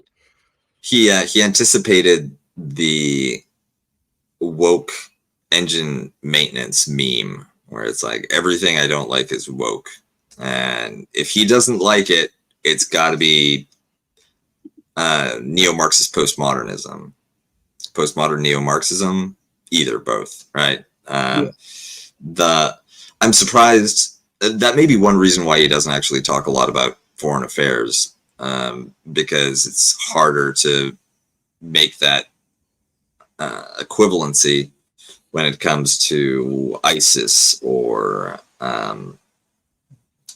trade tensions with China. But yeah, right. He's found his dragon, and he's sticking with it. Fair enough. Well, let's see him ride it to the end of this question. So now, with regards to my conception of truth and whether it's postmodern, it's like, no, actually, it's not. So, and it's a very complicated thing to sort out, because there is more than one way of conceptualizing truth. There's truth as it's manifested in ethics, and there's truth as it's manifested in the description, let's say, of the objective material world, and how those two things touch is not something we've sorted out well. In the ethical world, what's happened is that an ethic has evolved over time, I would say, and that ethic is reflected in the central axioms of civilized human behavior, but you can also see deep echoes of it in animal behavior. And it seems to arise out of the fact that the interactions that take place among paired entities that have to interact repeatedly across time follow a set pattern. So one of the things that Jaak Panksepp discovered, for example, was that if you paired rats together to engage in rough and tumble play bouts, which you might not think is particularly relevant, but actually happens to be dead relevant, because that's a special circuitry, and it's part of the circuitry upon which human ethics are based. If you pair them together first, and one rat is bigger than the other, then the big rat wins. And so you think, well, play is dominated by power, and that's how it works in rats, and it's a power issue.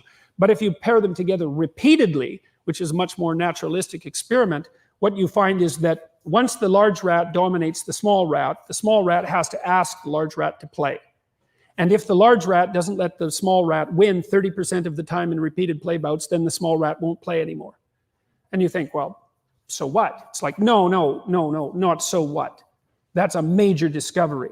That's like Nobel Prize winning material, because what Panksepp demonstrated there was that there's an ethic of fair play emerges even among rats. All you have to do is pair them together. And there are rules that govern iterated ethical interactions that are emergent properties. And those emergent properties are manifested, as far as I can tell, described in the great mythological stories that we tell, in the great narratives that underlie our culture. And they're not based on arbitrary assumptions. They're based on observations of what furthered survival and reproduction, to speak in a purely Darwinian manner, over massive spans of time. And to point to truth as construed in a Darwinian realm, and to use the example of, say, iterated games to buttress that point, is by no means similar in any way to participating in the same process that the deconstructionists participate in. So I would say well, on the side of the postmodernists, but not only the postmodernists, there are an indefinite number of ways of construing the world. That's being demonstrated technically. I don't think there's any debate about that. But there's a very constrained number of ways that you can operate successfully in the world. A very constrained number of ways. And it's not one way precisely, because it has its scope of variation, say, across culture and across environments, but it's very tightly constrained. Now, what's happened across the course of recorded history, let's say, is that ethic, and this is something Nietzsche observed when he was critiquing the history of Western philosophy, is that ethic manifested itself first at the level of behavior. We act it out. We don't understand it. Just like a chimpanzee troop acts out the ethic of their hierarchy. They can't represent it. They can't articulate it. The structure emerges. The structure and the behaviors that are associated with the structure emerge before that is represented, and certainly before it's articulated. So first of all, the ethic that governs repeated interactions at different scales of social interaction, the structure emerges first, and then it's mapped. And it's first mapped in image and story, and then it's articulated.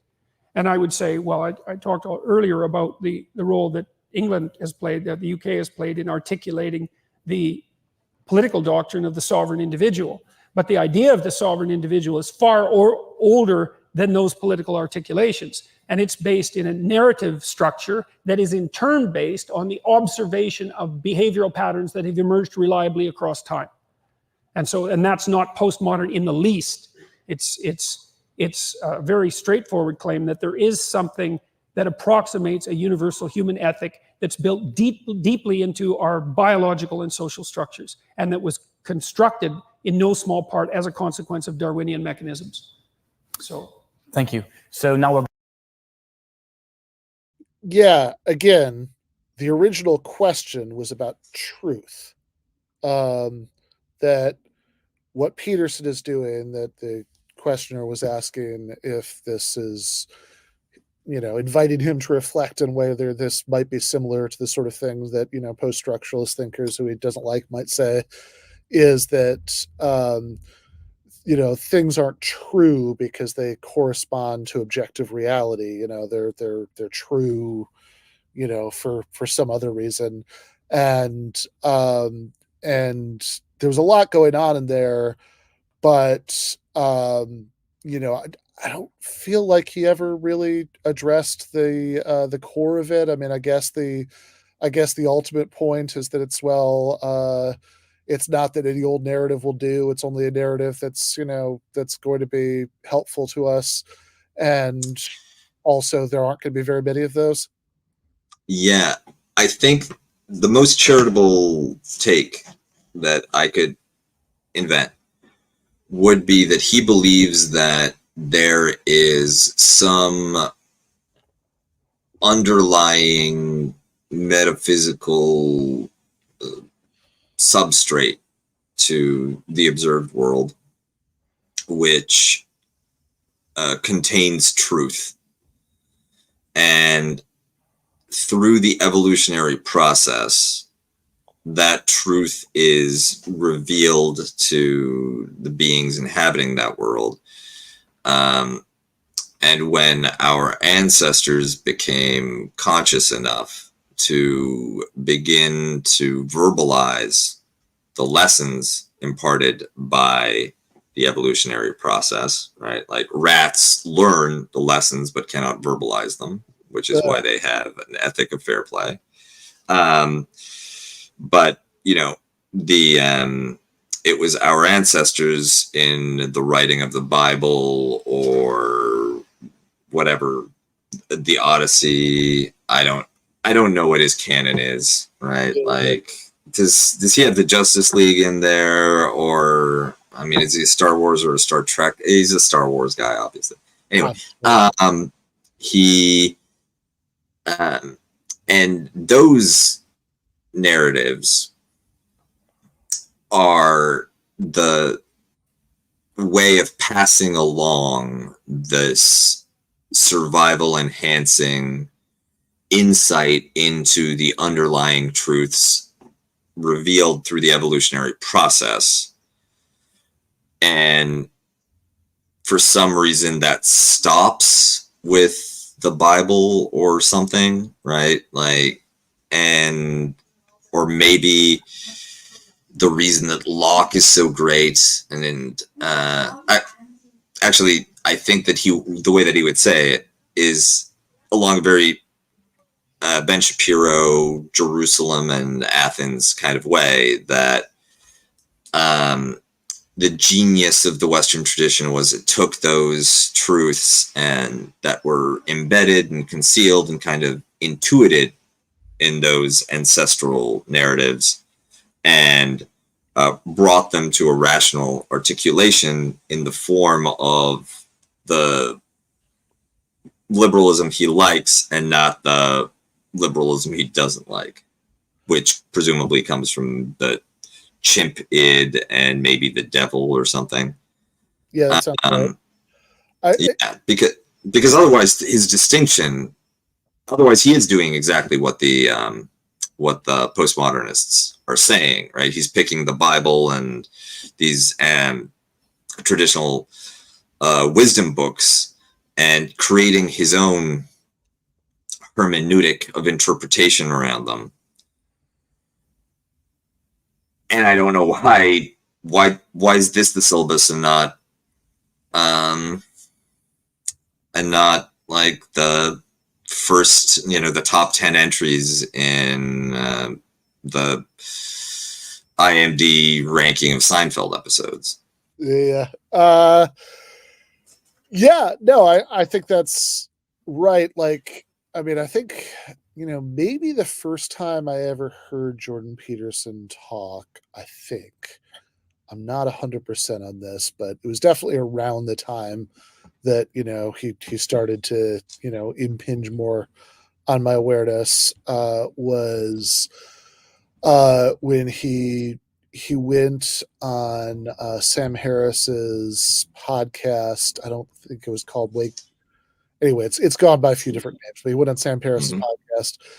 And, Sam Harris is somebody who I don't like. I think I've been pretty clear on that over the years. But I've never felt as much sympathy for Sam Harris as I felt while I was listening to this conversation, because it wasn't really what was intended as the main subject, but it ended up being 90% about this truth stuff. And it mostly consisted of Harris trying to sort of tease out and, trying to get Peterson to see that it was possible that something could be true, even though knowing it wasn't useful, or, even though, or that that true beliefs could actually have bad consequences. And, they went through all these examples about, like, if there's a leak from a chemical weapons lab that ends up, wiping out all life on Earth, that doesn't mean the theory of chemistry they were working with wasn't true, and things like that. Yeah. And I my heart really went out to him, because, like, in that conversation, Harris came off like nothing so much as a harried and underpaid adjunct professor trying to explain an incredibly basic distinction to the world's most confused undergraduate. I think that Peterson feels as though his Jungianism gives him some, he doesn't need that logic bullshit, man. He's mainlining truth straight from the source. So, right, like, don't get your, go read Hegel, nerd, right? Like, Peterson, the professor, is going to riff on the Odyssey or something, and then complain about trans people.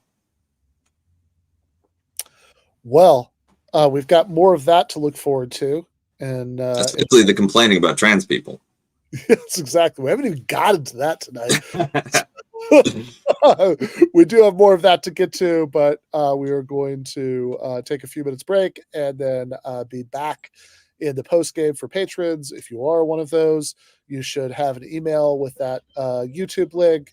If you aren't, then you should really take the time to consider how you're living your life and whether you could be doing it better. But in any case, for those who aren't, I will see you very soon. And for those who are, I will see you in just a couple minutes. Left is best.